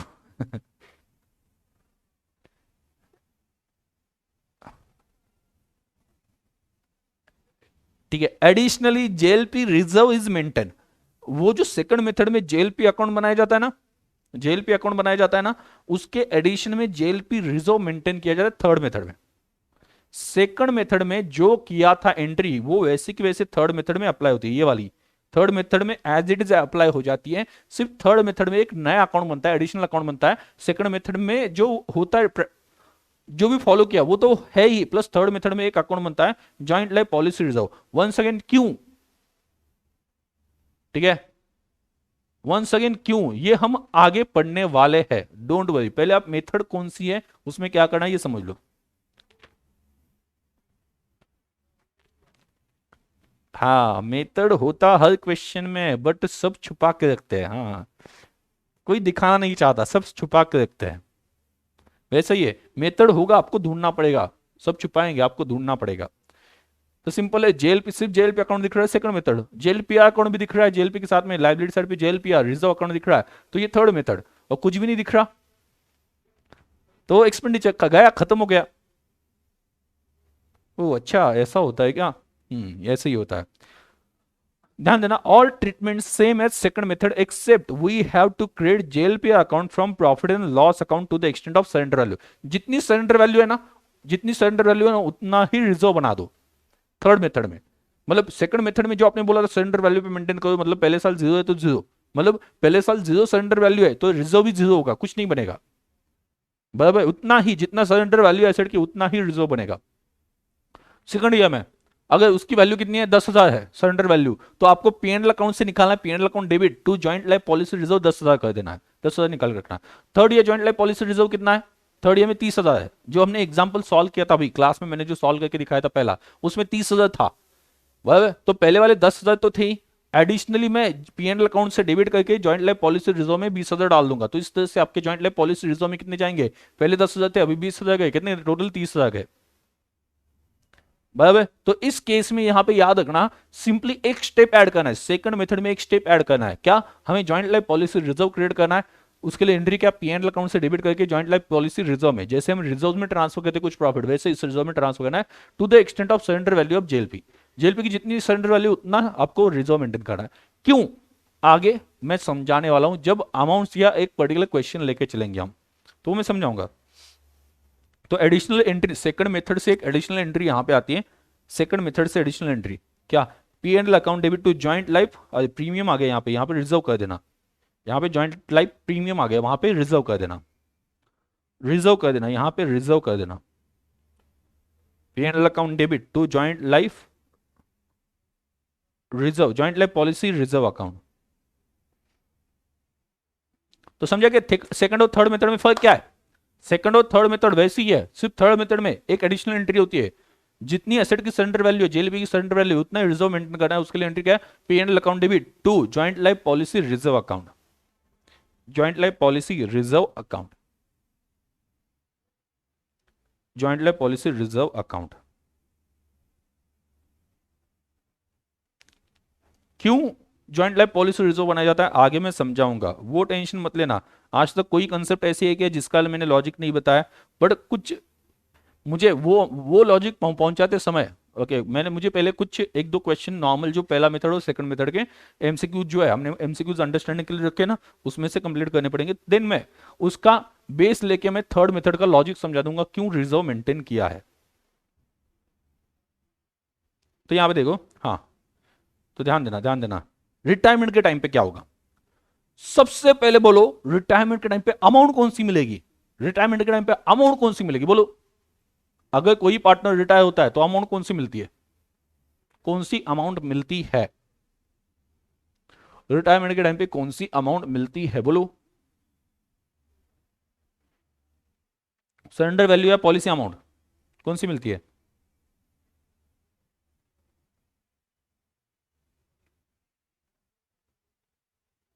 सरेंडर वैल्यू या पॉलिसी अमाउंट कौन सी मिलती है रिटायरमेंट के टाइम पे, ऑब्वियसली कौन सी मिलती है, surrender value, surrender value, surrender value, वहां पे लिख देना रिटायरमेंट के टाइम पे कौन सी मिलती है, सरेंडर वैल्यू। अभी अब देखो तीन मेथड में डिफरेंस अलग अलग क्या होगा, यहां पे अभी ये समझना है, ये आपको एग्जाम में अप्लाई करना पड़ता है, क्वेश्चन में अप्लाई करना पड़ता है यहां से। अभी तक तो मान लो बेसिक पढ़ रहे थे हम, क्या करना है वो, अभी एग्जाम के लिए ये ज्यादा इंपॉर्टेंट है, लेकिन ऑब्वियसली पहले आपने ये नहीं समझा कि तीनों मेथड में होता क्या है, बराबर, सरेंडर वैल्यू पे कैसे मेंटेन करते हैं, कुछ भी आपको पता नहीं तो आपको आगे का रिटायरमेंट के टाइम पे क्या करना है, डेथ के टाइम पे उसका ट्रीटमेंट क्या करना है, वो समझेगा ही नहीं ना। तो इस वजह से वो पहले वाला ये समझने के लिए इंपॉर्टेंट था, आपको एग्जाम पॉइंट ऑफ व्यू से ये इंपॉर्टेंट है। रिटायरमेंट के केस में क्या होता है और डेथ के केस में क्या होता है, यहां पे फॉर्मेट दिया है। तो इन केस ऑफ रिटायरमेंट क्या होता है, देखो ये जो चार्ट्स बना है ना, मैं गारंटीड कहता हूं आप कोई भी रेफरेंस बुक वगैरह देख लो, ये आपको नहीं मिलेंगे इस तरह से, भाई भाई इस तरह से नहीं मिलेंगे, ये मैंने बनाया है और बहुत सिंपलिस्टिक मैनर में बनाया है। ऑब्वियसली उसके लिए मुझे कितना रिसर्च करना पड़ा या कितने लॉजिक ढूंढने पड़े हर एक के पीछे, और ये सेल्फ क्रिएटेड है। मतलब बहुत सारे आप वहां पे देख लोगे जो तरीके है वो सेल्फ क्रिएटेड है, ताकि वहां पे क्या कि इजीली समझ में आ जाए। तो ये उसमें से एक बड़ा एग्जांपल है। जॉइंट लाइफ पॉलिसी इतने कम टाइम में इतने आसानी से वहां पे दिमाग में बैठेगा। ओके, तो उसके पीछे ये चार्ट्स इंपॉर्टेंट है, या चार्ट्स उसके रीजन है जो आपको ऑलरेडी दिए है, बराबर। तो सभी सभी लोग ध्यान सुनना। बिजनेस एक्सपेंडिचर, बिजनेस एक्सपेंडिचर क्या है? अभी देखो रिटायरमेंट के टाइम पे पैसा आ जाए तो पहले मेथड में सोचो, पीछे जाना पीछे, ठीक है, गो इन द पास्ट, चलो जा रहे हो, ठीक है, टाइम ट्रेवल, टाइम ट्रेवल ऐसा, हाँ हाँ, टाइम ट्रेवल, टाइम ट्रेवल कर लो। बहुत ज्यादा नहीं जाना है, पिछले जन्म में नहीं जाना है, 1 घंटे पहले या 15 मिनट, कितना, आधे घंटे पहले। आधे घंटे में पहले मैंने क्या समझाया? जब आपने पे किया पहले मेथड में, तब क्या समझाया? जब आपने पे किया तो पहले घंटे में, सही, आधे घंटे में, आधे घंटे पहले ही शायद से बात हो गई आगे। आधे घंटे पहले मैंने क्या बताया था? जब आपने पे किया तब क्या समझा उसे? पहले मेथड में एक्सपेंस, पी एंड अकाउंट को डेबिट कर दिया। तो अगर आपने जब पे किया तब उसे एक्सपेंस मान रहे हो, तो उसके ऊपर पैसे आ रहे हैं, तो उसे क्या मानेंगे? उसे क्या मानेंगे बोलो? उसे क्या मानेंगे? जब आपने पे किया तब एक्सपेंस मान रहे थे, अभी उसके ऊपर पैसे मिल रहे हैं, तो क्या मानेंगे? इनकम मानेंगे ना। तो जो भी पैसा आएगा, पहला मेथड इतना आसान है, जब गए तब एक्सपेंस, और जब आए जो भी आए, भले रिटायरमेंट सॉरी सरेंडर वैल्यू हो जाए या पॉलिसी अमाउंट, जो भी पैसा है, जो भी जितने भी पैसे आ गए, वो सभी पैसे आपका फायदा है, और फायदा पार्टनर्स कैपिटल अकाउंट में डाल दो, उनके पीएसआर में। समझा? बहुत सिंपल है। Whatever amount received shall be credited to partners capital account in old PSR, in old PSR. Previously amount paid is treated as expense in full, therefore receipt treated as income. इस वजह से receipt को क्या समझना है? Income.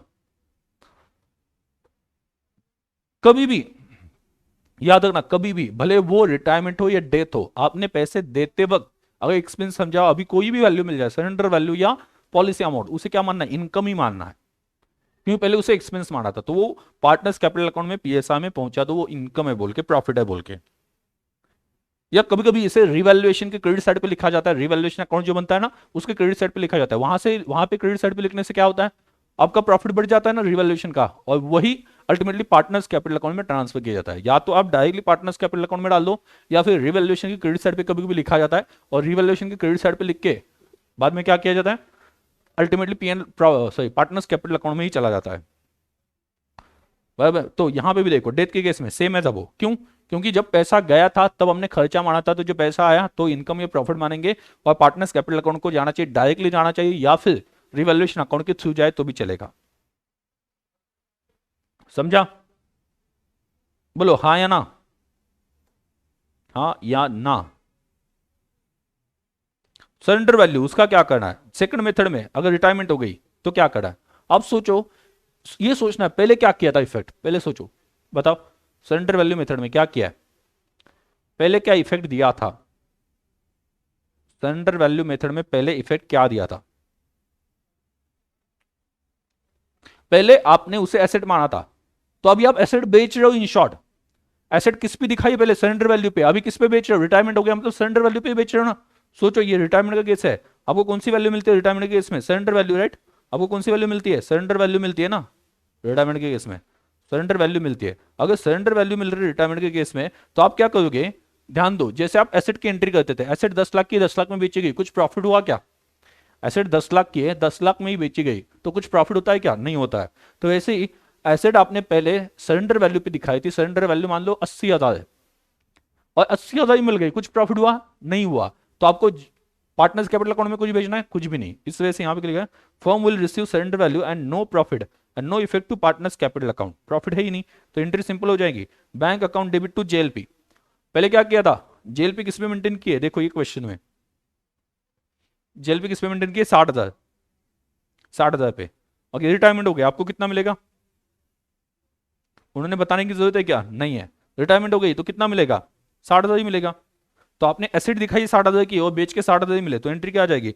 JLP को पहले debit है 60,000 का, तो अभी जेएलपी जा जाए, तो bank account debit, bank account debit 60,000 to JLP account,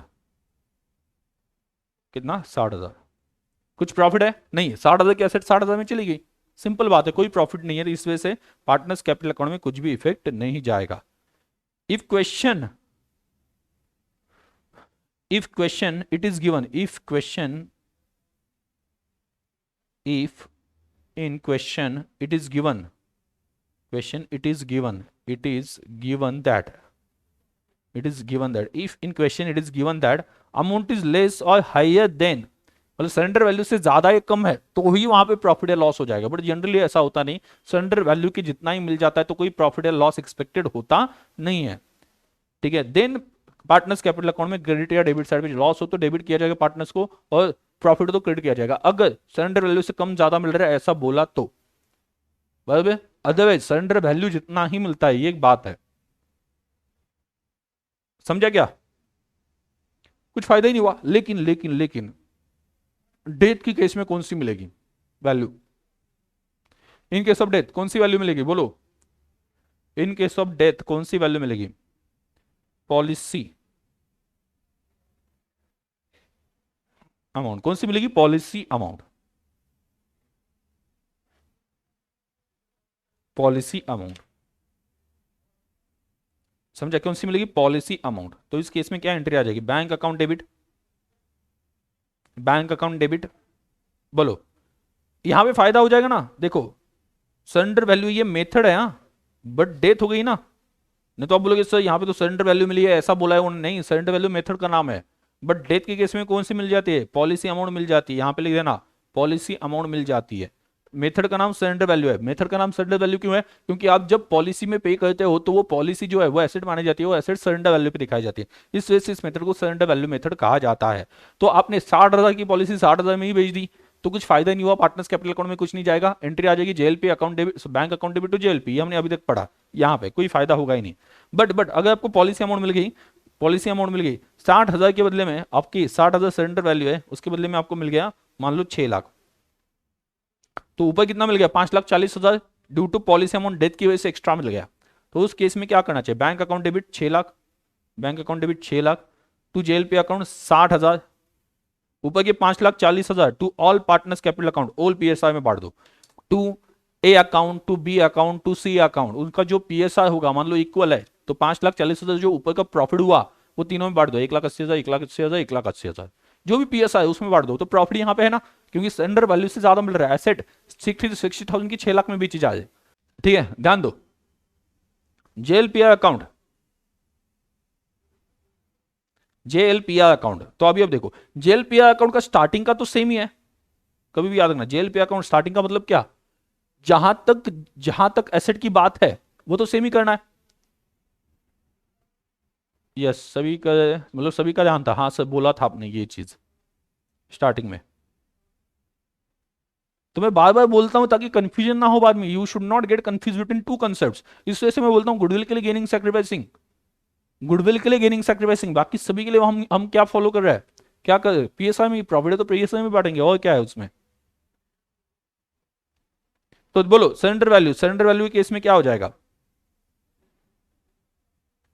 surrender value देखो, जेएलपीआर मेथड जो है वो एक्सटेंशन है किसका? जेएलपी अकाउंट का, सेकंड मेथड का एक्सटेंशन है, मतलब जहां तक एसेट की बात है वो तो सेम ही रहने वाला है, क्योंकि जेएलपीआर अकाउंट में भी जेएलपी अकाउंट बनता है क्या? यस, उसके अलावा रिजर्व बनता है, ध्यान देना, इस वजह से वो जो एसेट बेची सरेंडर वैल्यू पे तो फायदा नहीं हुआ बिल्कुल भी, ओके, वो वाला सेम है, मतलब सेम पहले वाला, firm will receive surrender value, no profit and no effect to partners capital account. अगर रिटायरमेंट होता है तो रिटायरमेंट के केस में कौन सी वैल्यू मिलती है? सरेंडर वैल्यू, तो कोई फायदा नहीं होता, एसेट जो है वो ऐसे ही दिखाना है सेम। सेकंड मेथड में जो किया था उसके अलावा क्या करना है? प्लस प्लस प्लस, यहां पे दिख रहा है ये प्लस, यहां पे देखो प्लस, देखो प्लस लिखा है, क्यों लिखा है प्लस? क्योंकि वो तो करना ही सेकंड मेथड में जो किया, क्योंकि third method is extension of second method, तो सेकंड मेथड में जो किया वो तो करना ही है, प्लस एडिशनली क्या करना है? Balance of JLPR account credited to all partners capital account, all partners JLPR आ गए यहां पे, ये कैंसिल कर दो, all partners capital account credited to all partners capital, JLPR cancel कर दो, ये डबल आ गया यहां पे गलती से, ऑल पार्टनर्स कैपिटल अकाउंट इन पीएसआर। अच्छा आप मुझे बताओ रिटायरमेंट और डेथ के केस में रिजर्व्स के साथ क्या किया जाता है? रिटायरमेंट और डेथ के केस में रिजर्व्स के साथ क्या किया जाता है? रिटायरमेंट और डेथ के केस में रिजर्व्स के साथ क्या किया जाता है? रिटायरमेंट और डेथ के केस में रिजर्व्स के साथ क्या किया जाता है, बोलो।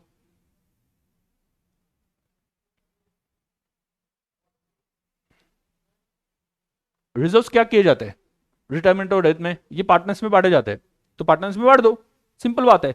तो बाकी जैसे रिजर्व्स बांटे जाते हैं वैसे ये भी रिजर्व्स पार्टनर में बांट दो, पार्टनर्स कैपिटल अकाउंट को क्रेडिट कर दो। कैसे? अभी बोलो गेनिंग सैक्रिफाइसिंग रेशियो में नहीं ना, किस में है? पीएसआर में, ओल्ड पीएसआर में। वैसे ही इसका करना है, बाकी रिजर्व के साथ जो करते थे वैसा इस रिजर्व के साथ करना है, बाकी कुछ एडिशनल नहीं। मतलब सेकंड मेथड में जो करते थे वो तो करना ही, क्योंकि second method third method is extension of second method. तो सेकंड मेथड में जो किया था वैसा ही है, सिर्फ जो रिजर्व बना है ना वो रिजर्व कैसे क्या करना है, ओल्ड पार्टनर्स को, सॉरी सभी पार्टनर्स को देना है ओल्ड ओल्ड रेशियो में, बराबर डिस्ट्रीब्यूट कर दो। मतलब यहां पे भी देखो जेएलपीआर, मतलब भले डेथ हो गई सेम एज सेम, क्योंकि सेकंड मेथड का ही एक्सटेंशन है थर्ड मेथड। थर्ड मेथड में सिर्फ आपको एडिशनल एक स्टेप करनी है। कौन सी एक एडिशनल स्टेप करनी है, बोलो कौन सी एडिशनल स्टेप करनी है? जस्ट जो रिजर्व है वो रिजर्व क्या करना है, रिजर्व क्या करना है, ओल्ड सॉरी सभी पार्टनर्स में पीएसआर में बांट देना है, ओल्ड पीएसआर में बांट देना है। तो चलो पहले से देखते हैं क्या बोला है मैंने। थर्ड मेथड मेरे हिसाब से पढ़ने की जरूरत ही नहीं है। थर्ड मेथड में सिर्फ ये है रिजर्व्स है, एडिशनल रिजर्व्स किस में बांट दो, रिजर्व्स किस में बांट दो, ओल्ड पीएसआर में। बाकी सेकंड मेथड ही है, वैसा ही कॉपी है सेकंड मेथड की। थर्ड मेथड में जो रिजर्व है वो ओल्ड ओल्ड सभी पार्टनर्स को ओल्ड पीएसआर में दे दो, इतना ही वहां पे चेंज है। तो चलो मेनली दो दो पे फोकस करना। पहला बिजनेस एक्सपेंडिचर मेथड, दूसरा surrender value method. Business expenditure मतलब ये एक्सपेंडिचर वाला, ओके बाद में सरेंडर वैल्यू मेथड ये एसेट वाला। एक्सपेंडिचर वाला तो जब दिया जाता है तब एक्सपेंस समझा था, मतलब कोई अकाउंट बना ही नहीं था, इस वजह से एसेट साइड पे लाइबिलिटी साइड पे कुछ भी नहीं दिखेगा। बाबा अगर एसेट साइड पे लाइबिलिटी साइड पे जेल पे अकाउंट नहीं है तो इसका मतलब ये एक्सपेंडिचर मेथड है, बराबर। और अगर जेएलपी मेथड एसेट साइड पे जेएलपी दिख रहा है बट जेएलपीआर नहीं है तो ये सेकंड मेथड है, बट जेएलपीआर भी दिख रहा है तो थर्ड मेथड है, बराबर। ये हमने आइडेंटिफाई किया था। तो फर्स्ट मेथड में जब हमने पे किया तब एक्सपेंडिचर माना था, तो अभी जो भी आएगा भले सरेंडर वैल्यू आ जाए रिटायरमेंट के केस में, या भले पॉलिसी अमाउंट आ जाए डेथ के केस में, जो भी आए, जो भी जितना भी आए, जो भी आए जितना भी आए, वो पूरा प्रॉफिट है, वो पूरा पार्टनर्स कैपिटल अकाउंट को क्रेडिट करना चाहिए। या फिर रिवैल्यूएशन में क्रेडिट कर दो, रिवैल्यूएशन का प्रॉफिट अल्टीमेटली कहां पे जाता है, पार्टनर्स कैपिटल अकाउंट में क्रेडिट हो जाता है। तो दोनों भी तरीके सही है, अल्टीमेटली पार्टनर्स कैपिटल अकाउंट में जाना चाहिए। दूसरा method joint life policy method. Retirement हो गई तो अपनी ज्वाइंट लाइफ पॉलिसी किस में रखी है, surrender value method, surrender value पे रखा है, तो आपको सरेंडर वैल्यू ही मिल गई तो कुछ फायदा हुआ नहीं, तो पार्टनर्स कैपिटल अकाउंट में क्या जाएगा, कुछ भी नहीं। तो एंट्री क्या आ गई, bank account debit to JLP. अगर रिटायरमेंट के केस में कुछ फायदा हुआ ही नहीं, बस थर्ड मेथड में भी यही करना है, थर्ड मेथड में भी यही करना है, सिर्फ रिजर्व जो है वो ओल्ड पीएसआई में सभी पार्टनर्स में बांटना है, एडिशनल उतना ही है। बाद में डेथ हो गई और आपकी ज्वाइंट लाइफ पॉलिसी जो है वो अपने दे दी, डेथ के केस में पॉलिसी अमाउंट मिलता है सरेंडर वैल्यू से ज्यादा मिलता है तो फायदा हो गया। तो इस वजह से एंट्री क्या आ जाएगी, bank account debit to JLP account to to all partners in old PSR, जो भी प्रॉफिट बच गया। यही थर्ड मेथड में करना है एडिशनली, सेकंड मेथड में जो किया वही थर्ड मेथड में करना है additionally. Joint life policy reserve में जो भी पैसा बचा है वो कहां पे डाल देना है, वो कहां पे डाल देना है, वो डाल देना है, वो कहां पे डालना है, रिजर्व में डाल देना है। Clear, reserve sorry partners capital account में क्रेडिट कर देना है। समझा, समझा क्या? एक क्वेश्चन मतलब ध्यान देना, अपने अंडरस्टैंडिंग के लिए डिस्क्रिप्टिव क्वेश्चन स्टार्ट करने से पहले कुछ एमसीक्यूज दिए, वो एमसीक्यूज में देखना।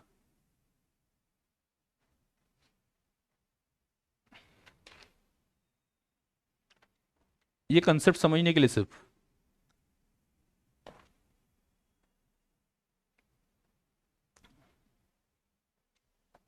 33 नंबर पे आओ।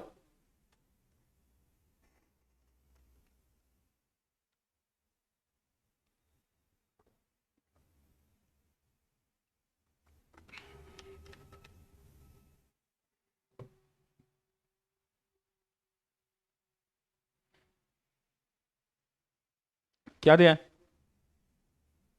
ये आगे 5 क्वेश्चन हमें सॉल्व करना है आज के आज, ताकि ये कंसेप्ट का एप्लीकेशन समझ में आ जाएगा, नहीं तो वो बाद में फिर से कंफ्यूजन क्रिएट हो जाता है। तो देख लो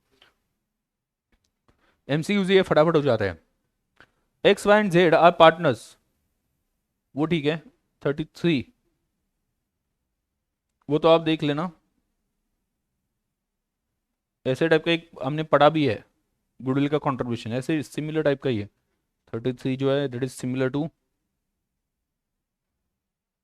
आप डिस्क्रिप्टिव क्वेश्चन का नंबर भी देखना सभी पार्टनरशिप में मिला के कितने ज्यादा डिस्क्रिप्टिव क्वेश्चन है, मतलब वो देख के मुझे टेंशन आ गया। प्लस एमसीक्यूज, ये तो एडिशनल, सिर्फ कंसेप्चुअल क्लैरिटी, कंसेप्ट समझाने के बाद में एक बार एक प्रैक्टिस हो जाए इस वजह से।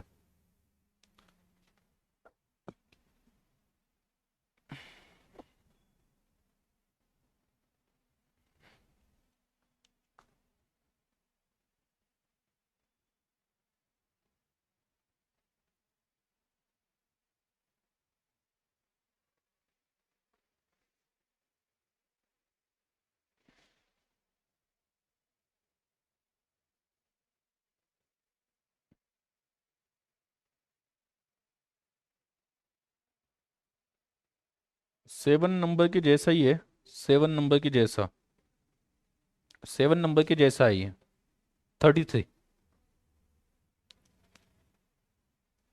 ठीक है, आगे 34। A, B and C were partners in a firm sharing profits and losses in the ratio of 2:2, 2:1. The capital balances of A, B and C are 50,000, 50,000 and 25,000 respectively. B declared to retire from firm on 1st April 2008. Balance on reserves. तो ये भी हम बाद में पढ़ सकते हैं, सिर्फ हमें जेएलपी वाले देखने हैं। जेएलपी वाले कितने क्वेश्चन है? हाँ 35 से 4 ही क्वेश्चन है। ये आप ओरली आप बता सकते हो, क्योंकि कंसेप्ट अगर क्लियर हो तो वहां पे क्या सॉल्व करने वाली बात इसमें कुछ होती नहीं है। 35 number, X Y Z are partner sharing profits and losses equally. ध्यान से सुनना, अगर आपके पास नोट्स भी नहीं है तो भी ध्यान सुन लेते हो तो भी समझ में आ जाए, कोई इशू नहीं है। ठीक है, ध्यान देना। इक्वल है उनका, उनका पीएसआर क्या है? इक्वल है, इक्वल है। They took joint life policy of rupees, JLP कितने की है? 5 लाख, 5 लाख ये पॉलिसी अमाउंट है, पॉलिसी अमाउंट। और सरेंडर वैल्यू कितनी है? सरेंडर वैल्यू कितनी है? 3 लाख। उन्होंने ही बोला है 3 लाख सरेंडर वैल्यू है। The firm treat the insurance premium as an expense, उन्होंने ही बोला एक्सपेंस, मतलब कौन सा? Business expenditure method, business expenditure method से। तो उसमें मैंने आपको क्या बोला था? जो देते वक्त एक्सपेंस माना तो मिलते वक्त क्या हो जाएगा? वो इनकम माना जाएगा पूरी तरह से। The amount of joint life policy will be transferred as, कितना मिला आपको? क्या मिलेगा? रिटायरमेंट हुआ कि डेथ हुआ? जस्ट 5 मिनट प्लीज, क्योंकि एक लेक्चर जेएलपी का पूरा बन जाता है। ये लेक्चर मैं ओपन रखने वाला हूँ। हाँ ठीक है, जिनको जाना है वो जा सकते हैं, मैं ये लेक्चर ओपन करने वाला हूँ, लेकिन ओपन करने के लिए 1-2 दिन लगेंगे उसका थंबनेल वगैरह बना के, तो आप वो ज्वाइन कर सकते हो। दूसरा लेक्चर स्टार्ट हो रहा है ना। तो clearly first method business expenditure method. The firm treat insurance premium as an expense Y retired, retirement के केस में क्या मिलेगा? रिटायरमेंट है तो सरेंडर वैल्यू मिलती है, बराबर 3 लाख मिला। बट ये पहला मेथड है, पहले मेथड में जब पे किया तब एक्सपेंस माना, अभी मिल रहा है तो क्या मानेंगे? इनकम या प्रॉफिट मानेंगे ना, इनकम या प्रॉफिट ही मानेंगे। तो ये प्रॉफिट ही मानेंगे, तो 3 लाख क्या मानेंगे? बोलो 3 लाख क्या मानेंगे? प्रॉफिट। और तीनों में कौन है? नहीं, 3 पार्टनर्स है, तीनों में कैसे जाएगा? एक्स वाई जेड में उनके पीएसआर में जाएगा 1:2, 1:1, कितना? 1 lakh, 1 lakh, 1 lakh, 1 lakh, 1 lakh, 1 lakh. Done. Okay 36। A, B and C takes joint life policy after 5 years. B retires from firm. Old profit sharing ratio is 2:2:1. After retirement, A and C decides to share profit equally. They had taken joint life policy. 36 में JLP है उनके पास कितने की? 2,50,000, 2,50,000 surrender value 50,000, 50,000 surrender value कितना? 50,000। Next, what will be the treatment, what will be the treatment in partners capital account on receivable JLP amount if joint life policy premium is fully charged to revenue? once again fully charged to revenue मतलब ये expense समझा है तो revenue को charge किया, इसका मतलब क्या बनता है? In short business expenditure method,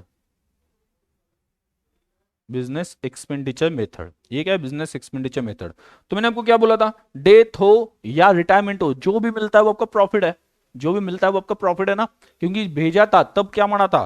तब उसे एक्सपेंस माना था। तो जो भी मिलेगा, तो अभी क्या मिल रहा है देखो, डेथ है या रिटायरमेंट है, is fully charge to revenue as and when paid. तो रिटायरमेंट है, रिटायरमेंट मतलब क्या मिलेगा, सरेंडर वैल्यू। तो मिला क्या 50,000, तो 50,000 पूरा क्या माना जाएगा, प्रॉफिट माना जाएगा। ये क्या माना जाएगा, प्रॉफिट। और प्रॉफिट अगर माना गया तो सभी पार्टनर्स को, ऑप्शन ए क्या बोल रहा है, ₹50,000 credited to all partners in old ratio. तो ऑप्शन ए आ जाएगा, ऑप्शन ए। कौन सा, ऑप्शन ए। तो उसमें 50,000 credited to all partners in old ratio, all partners in old ratio. Done.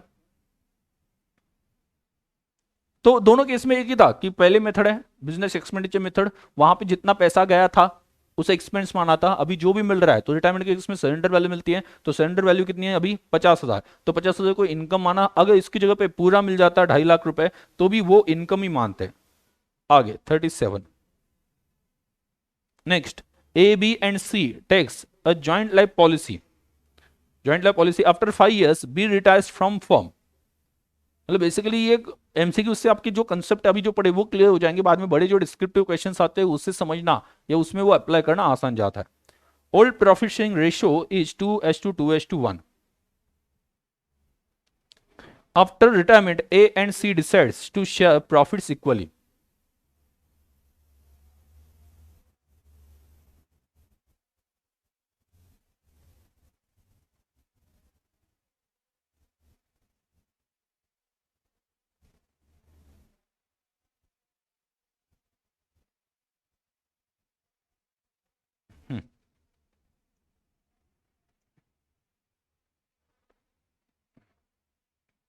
ना old profit sharing ratio is 2:2:1, 2:2:1।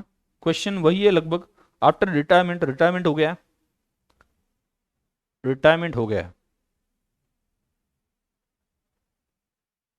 Retirement हो गया, 2:2:1 रिटायरमेंट मतलब सरेंडर वैल्यू मिल जाएगी, राइट। अभी अब देखो, they had taken a joint life policy of ₹2,50,000 with surrender value, वही है ऊपर की इंफॉर्मेशन है। 2,50,000 जेएलपी पॉलिसी अमाउंट है और सरेंडर वैल्यू 50,000 है। What will be the treatment in the partners capital account on receiving JLP amount? JLP amount मिलने के बाद में क्या होगा, if joint life policy is maintain at surrender value. अच्छा, joint life policy surrender value पे maintain की, मतलब कौन सा मेथड फॉलो कर रहा है, second business, sorry J surrender value method, second method, surrender value method में सेकंड मेथड बराबर। उसमें क्या है, उसकी सरेंडर वैल्यू 50,000 और रिटायरमेंट हो गया है, तो कितना मिल रहा है, 50,000 ही मिल रहा है। कुछ प्रॉफिट है क्या, जेएलपी की सरेंडर वैल्यू है 50,000 और रिटायरमेंट के वक्त को क्या मिलता है, सरेंडर वैल्यू भी मिलती है, तो 50,000। कुछ प्रॉफिट हुआ, नहीं हुआ, तो इसका मतलब क्या, ओल्ड पार्टनर्स को कुछ भी नहीं मिलेगा प्रॉफिट। एंट्री क्या आ जाएगी, bank account debit, bank account debit, bank account debit 50,000,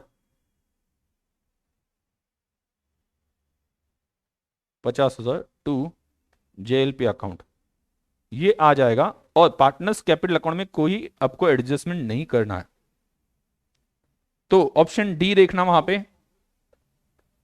no treatment required, आगे लिख देना in partners capital account. Partners capital account में कोई भी ट्रीटमेंट नहीं होगी,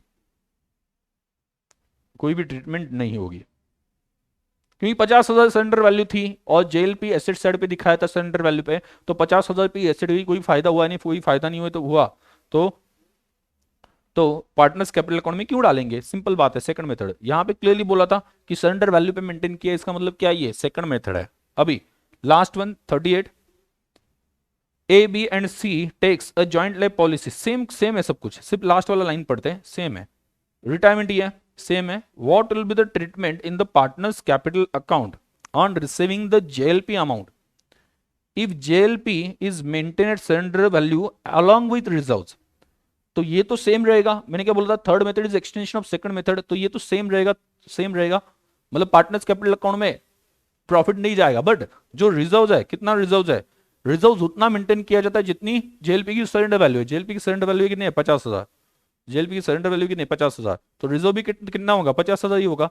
ये 50,000 क्या हो जाएंगे, तीनों पार्टनर्स में बांटे जाएंगे, कौन से रेशो में, ओल्ड पीएसआई में, जैसे बाकी रिजर्व बढ़ते हैं वैसे ये भी रिजर्व बढ़ जाएगा। तो कैसे, ए ऑप्शन ए देखो, 50,000 credited to all partners in old ratio, reserve जो है, this reserve credited to all partners in credited to all partners in old ratio, in old ratio.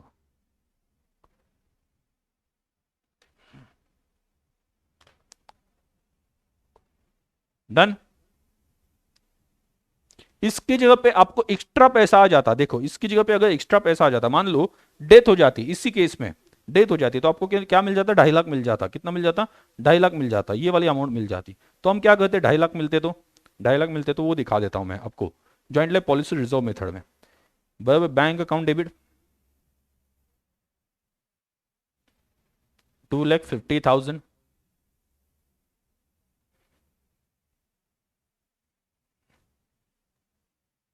to bank account debit 2,50,000 to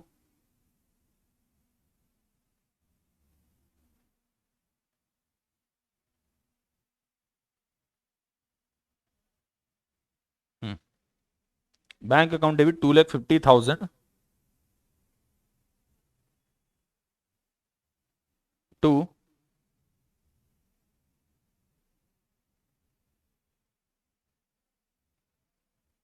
to JLP account 50,000। अगर death हो जाती तो ये पैसा मिलता ना, पॉलिसी अमाउंट मिल जाता। टू बाकी बचा वो 2 लाख जो है वो तीनों पार्टनर में चला जाता। टू नाम क्या है, ए अकाउंट 2 लाख, एक्स्ट्रा जो 2 लाख बचा है 2:1 में, मतलब कितना 80,000 टू बी अकाउंट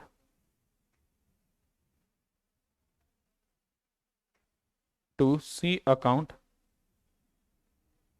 40,000 2:1। ऊपर का जो 2 लाख है प्रॉफिट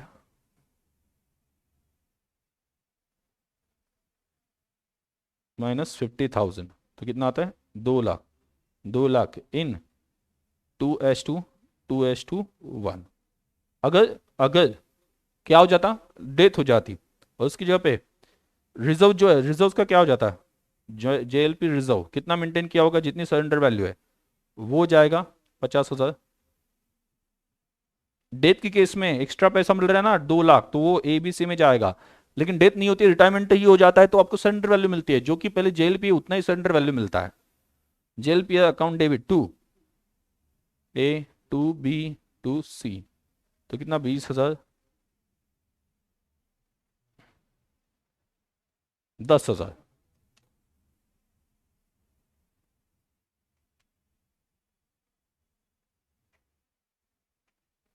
डन।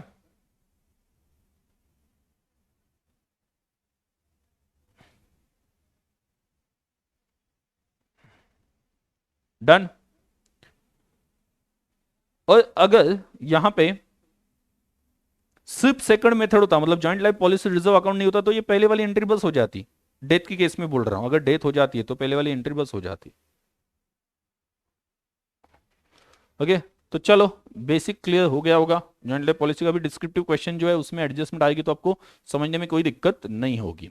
ओके चलिए रिवाइज कर लेना आज के आज इसे अच्छे से, ताकि दिमाग में प्रॉपर्ली बैठ जाए। वैसे हमने रिवाइज बीच बीच में किया भी है, ठीक है, बट आप भी एक बार रिवाइज कर लेना, अच्छे से बैठ जाएगा। 3 ही है। कैसे आइडेंटिफाई कर सकते हो, पहला मेथड अगर एक्सपेंस लिखा है या JLP अकाउंट नहीं दिख रहा है, मतलब पहला मेथड है। पहले मेथड में जो पे किया एक्सपेंस माना है, P&L अकाउंट में डेबिट किया है, तो जो भी आएगा बोले सरेंडर वैल्यू या पॉलिसी अमाउंट, बहुत शॉर्ट में बताया हूं, बहुत शॉर्ट में याद भी रहेगा, तो पूरा प्रॉफिट मानना है और पार्टनर्स कैपिटल अकाउंट में क्रेडिट करना है। सेकंड मेथड में सरेंडर वैल्यू मेथड में उसे एसेट माना है, तो आपको सरेंडर वैल्यू जब मिलेगी तो उतना ही मिलेगा जितना आपने पे किया है, इस वजह से कोई प्रॉफिट नहीं, तो पार्टनर्स कैपिटल अकाउंट में जाएगा ही नहीं। लेकिन अगर डेथ होती है तो आपको एक्स्ट्रा मिल रहा है, तो जो एक्स्ट्रा मिल रहा है सरेंडर वैल्यू से वो आपका जाएगा पार्टनर्स कैपिटल अकाउंट में ओल्ड PSR में। एंड थर्ड मेथड में एक्स्ट्रा एक स्टेप है, सेकंड मेथड से joint life policy reserve maintain किया है, वो आपको पार्टनर्स कैपिटल अकाउंट में क्रेडिट करना है ओल्ड PSR में। बाकी जो सेकंड मेथड में किया था वही थर्ड मेथड में, बाकी स्टेप्स सेम रहते हैं। ओके चलो बाय बाय।